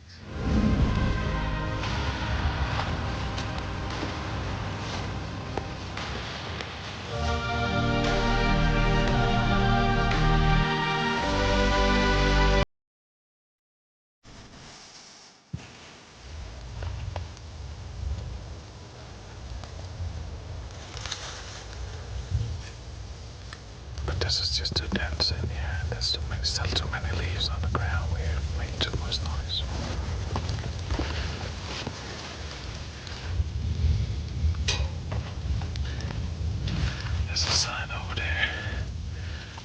This is public land.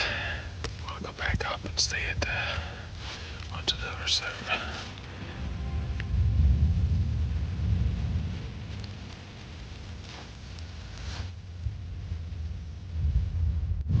Sam is back from work and we're trying one last time. Slowly making our way down through the chestnut forest where Matthias saw the 2 deer yesterday.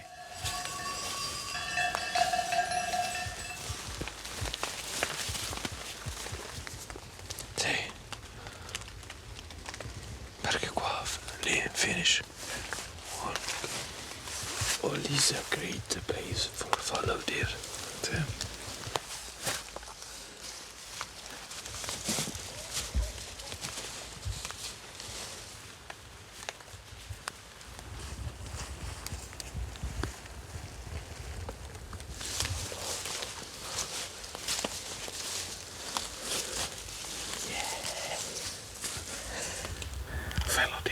Fallow deer, yeah. From today. Yeah. Roe deer, smaller.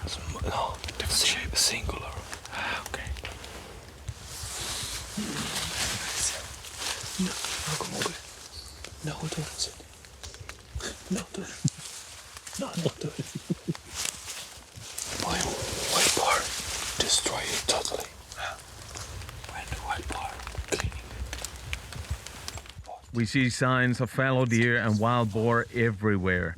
They love their chestnuts, but it's tough to hunt here. We swing by Maria, Sam's grandmother, to say hi and warm up. Ciao Maria, come stai? Bene. Bene. Stanco? Stanco? Sì.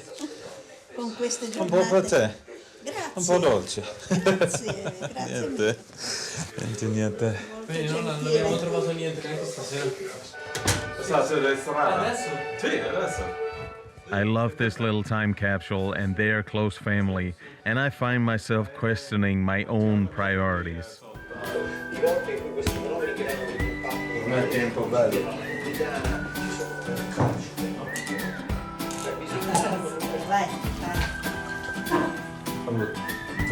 I so long for a simple life, a life of richness of time, and a calm mind and soul.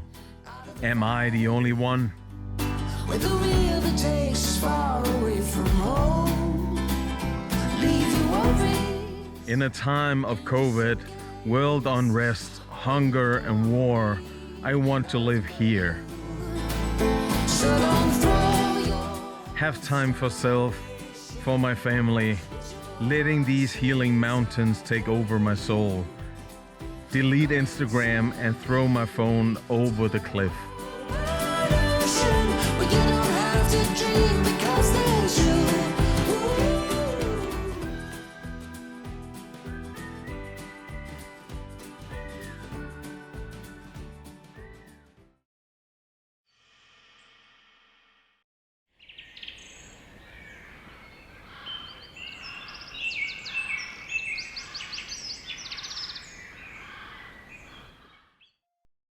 What can we talk about in a public space?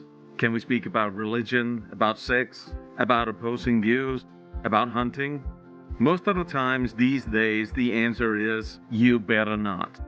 Hunting has a giant PR issue. Many hunters are not emotionally equipped to talk about something so intimate and personal as hunting and why we hunt in today's world. We miss the vocabulary to express the emotional and spiritual side of hunting, and most of what's left when we leave that out is the kill. In Denmark, a collaboration between the National Hunting Union, the National Sports Fishing Union, and the Danish Nature Conservancy have resulted in the development of an educational program called Be Nature Wise. The program shares valuable educational information about nature, sports fishing, conservation, the circle of life, food, and hunting. In its 6th year running, this program has managed to open doors and build bridges to and with the general public, and is now taught in many public and private institutions, including the national school. We went to Denmark to follow a class of third graders during a 2-day nature-wise program with education, games, hunting, and finally cooking. What can we learn from this highly successful program, and how can we actually get inspired to do something similar for our own community? We meet outside the school on a beautiful and chilly October morning. Jonas is the creative behind the project's material and communication. Franz, the director and idea man behind the project. And arriving in true hunter style in his Defender is Peter, who is one of the 170 plus volunteers that happily spends their free time introducing and inspiring kids to connect deeper with nature and hopefully hunting. We go outside, we learn about all the surrounding, what's happening, meeting a hunter, and then we go inside and then we do the evaluation and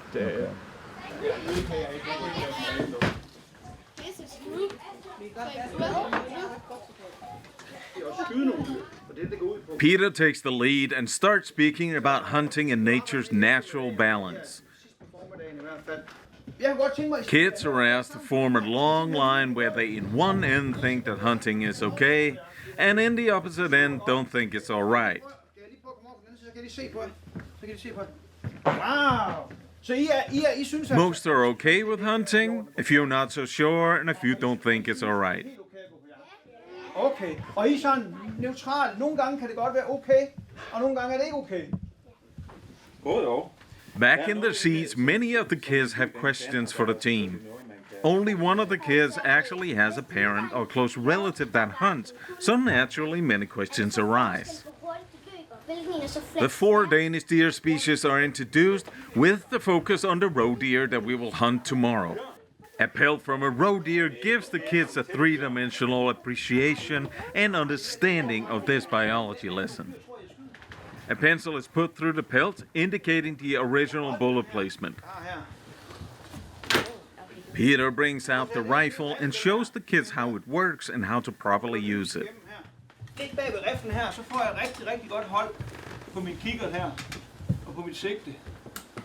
Så 6 dyr mere hvert år. Population curves are introduced, explaining the natural cycle of wild animal populations and why hunters can harvest some of the excesses.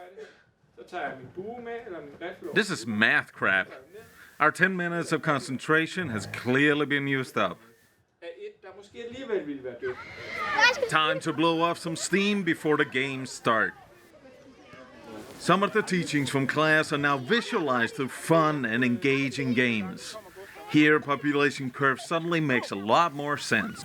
Nature favors the fast. One group represents predators, starvation, and sickness, and the other group represents natural resources such as deer. No! Run! Oh, and it favors the quiet. The games progress, and the kids are having fun quietly sneaking up on each other, imitating a predator-prey situation in nature. Today is all fun and games. Tomorrow, everything will come together in a real-life hunting situation that will test the true skills of these wonderful kids.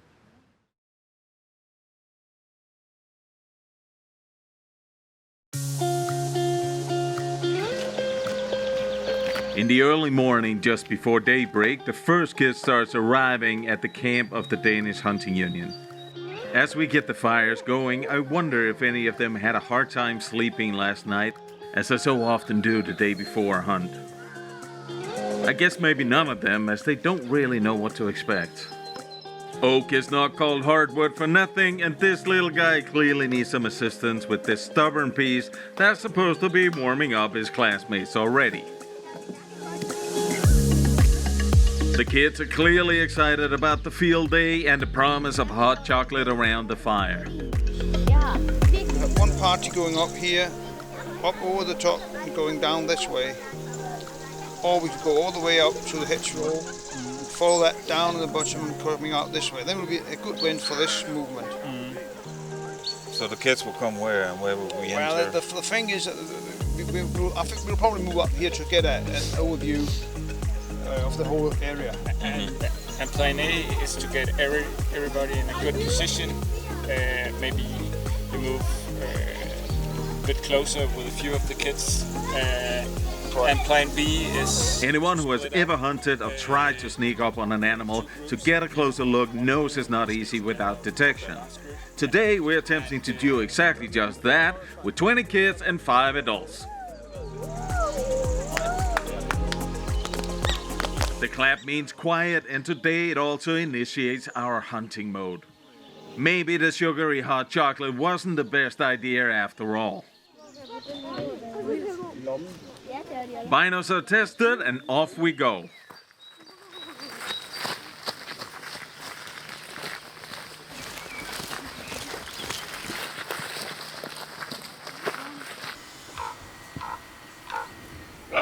As we approach the clearing, we jump a group of 5 roe deer.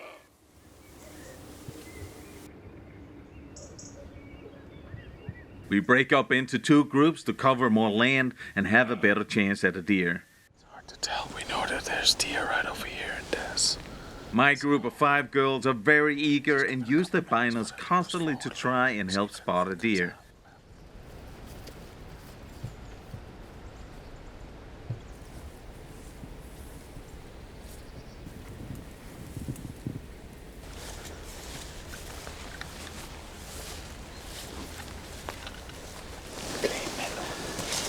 With curiosity and appreciation of everything around them, these young naturalists have many questions about the roe deer.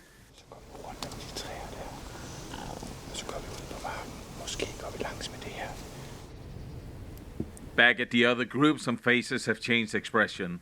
Could they have spotted something?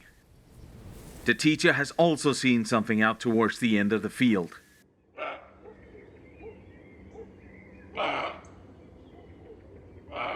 Two deer leave the clearing and enters into the open field. Peter and Jonas discuss the best options to avoid getting winded and how to cut the distance in half to get within shooting range.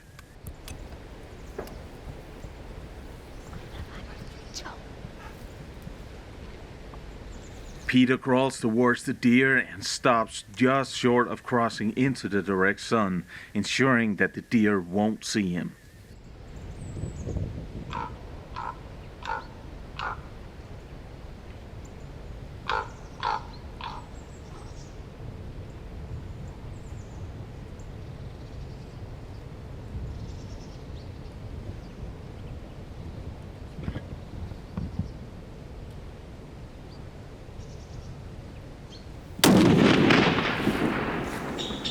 A well-placed shot expires the deer within 2 seconds. Peter stays down for a minute, prepared on the trigger if the deer should get back up again.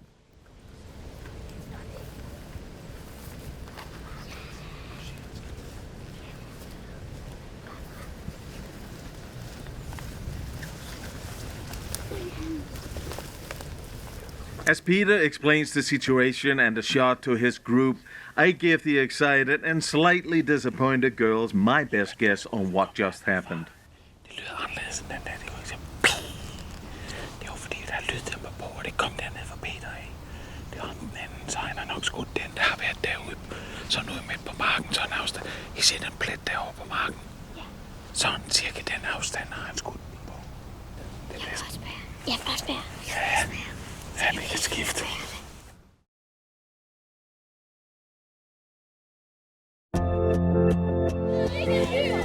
As we walk down to the other group, one of the girls is very curious about what to expect next.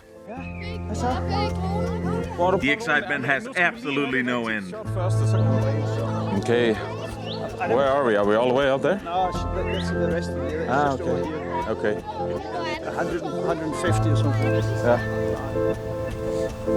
They can't wait to get out there to take a closer look at the deer.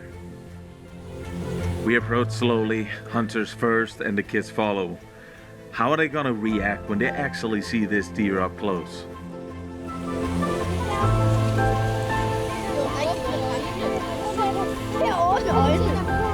Første gang her. Kan I se det, der er her? Alt det her.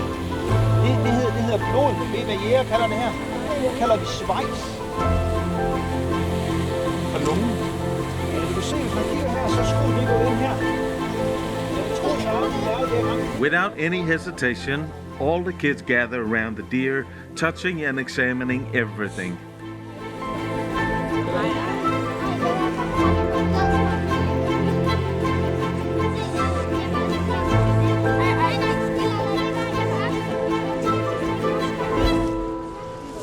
The tradition of honoring the animal by giving it its last meal for its journey is performed by the kids, showing respect and appreciation for the life taken.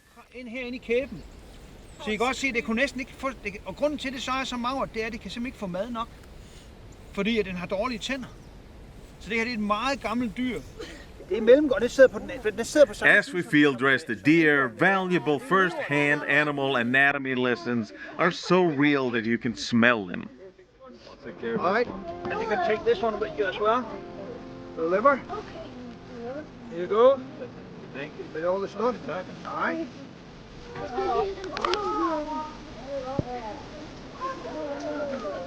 We have brought a few things to prepare a warm deer heart tartare for the kids.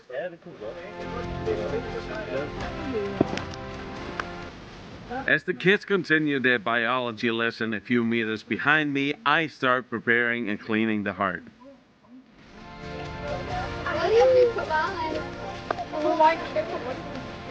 Skal vi så spise det? Ja, bare spise det. Det er så vildt, som ser på brødkød. Du vil lave tartar, Danny? Ja. Ja, vi laver lidt tartar her. Ja, jeg bruger det ikke. Altså, det er jo bygget. Jo, jeg har smagt det en gang. Ja, men... Hvad er bygget? Ja, og egentlig også det. Ja, et par stykker af det. Og hvad så ellers? Citron. Citron. Og et lille stykke salt, en lille bitte smule salt. Ja. Jeg kan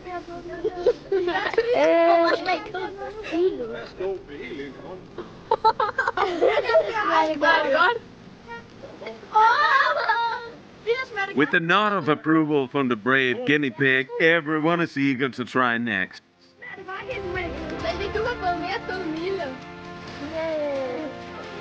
In between feeding the kids their well-deserved snack, I get to try it out for myself. It's such a clean and beautifully tasting meat, and it's still warm.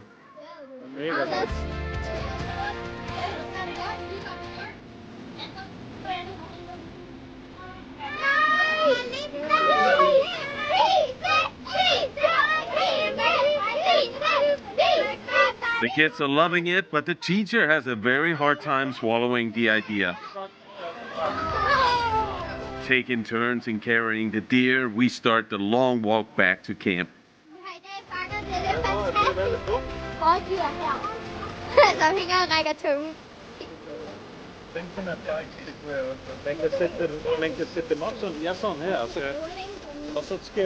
Despite being the smallest deer in Denmark, the roe deer quickly gets heavy for the kids, and fresh muscles must take over. I hate dead animals. It's not for everyone, nor does it have to be, even if your favorite dish is meatballs and curry, like it is for Matt here. Maybe next time, the meatballs could come from a free and wild game animal like the roe deer. My little helper's turn to grind some of these meat chunks into burger meat mixed with some pancetta that I brought from Italy. The deer meat is very lean, and for a burger you will need to add some fat to it. And what better fat than some organic pancetta? So is there anything that you would recommend, Uwe, for example, for kids? How do you think we connect with them the best? I think use the kids in the process as much as possible. In the hunt, after the deer, the butchering, yes, and make food with the kids. And also learn why do we shoot. Not only for food, but also for other reasons. The kids need to be in the process, not looking into the process, but have to be in the process. Why do we hunt? Before these 2 days, they didn't know why we hunt. They think we hunt only for food, But now they see why it's okay to harvest an animal. The way it's been taught these 2 days is very good, because I could have shown them a picture of a deer and just speak to them, but they wouldn't. It wouldn't stack in their head. But now they have used their hands. They've touched an animal.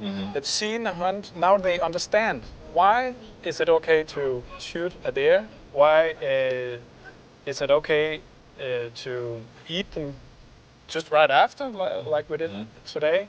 What is the thrilling part of this? Addictive part. Yeah, the addictive part. Yeah.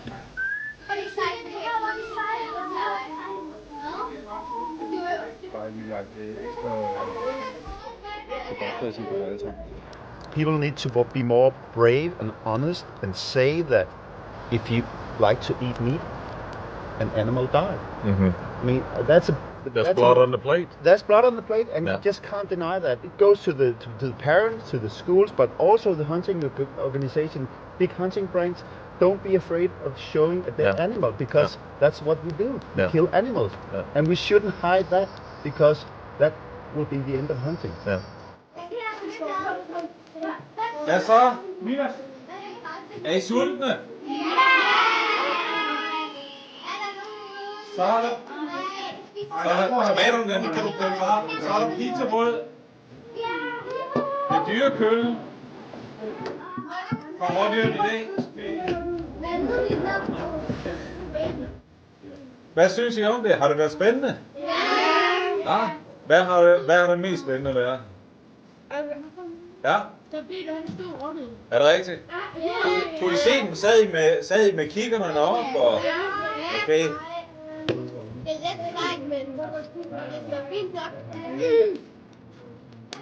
But what I think is, so special about this program, if you travel around in the world and meet other hunters and talk to them about how people look at hunting, and when you tell them about this project, about bringing out kids on an actual hunt and letting them watch an animal die in front of their eyes. Touch a rifle, hold a knife. Yeah. So Bringing a rifle in the classroom, they would just, people would saying, well, what's going on in this country, because that's just so far from what they could ever do at in their hunt. Det er ret uhyggeligt at tænke på. Ja, det er så lidt specielt at tænke på. Du græd lidt? Ja, men det kan jeg godt forstå. Det gør jeg faktisk også nogle gange. Fordi det er ikke altid så nemt, jo. Men vi skal huske på, hvis vi nu ikke høster så et dyr derude, så har det har været en ko, for eksempel, vi har spist nu. Og den ko, den døde jo også på et tidspunkt. Den har ikke haft så godt liv som det dyr, der har gået derude. Men hvorfor ventede vi ikke bare til den blev gammel, og så kunne vi spise? Jamen, den var jo rigtig gammel. Det dyr, det var rigtig gammel faktisk. Den er næsten ikke blevet tænder tilbage. Efter den var død, altså... Efter den var død, så er den ikke så god at spise. First of all, thank you all for the last couple of days. It's been really amazing for us to come up here and for all the viewers to understand a little bit more about what this program is about and how it's structured. Thank you for visiting. It's been a pleasure. It's been a pleasure. Magnificent. Salute.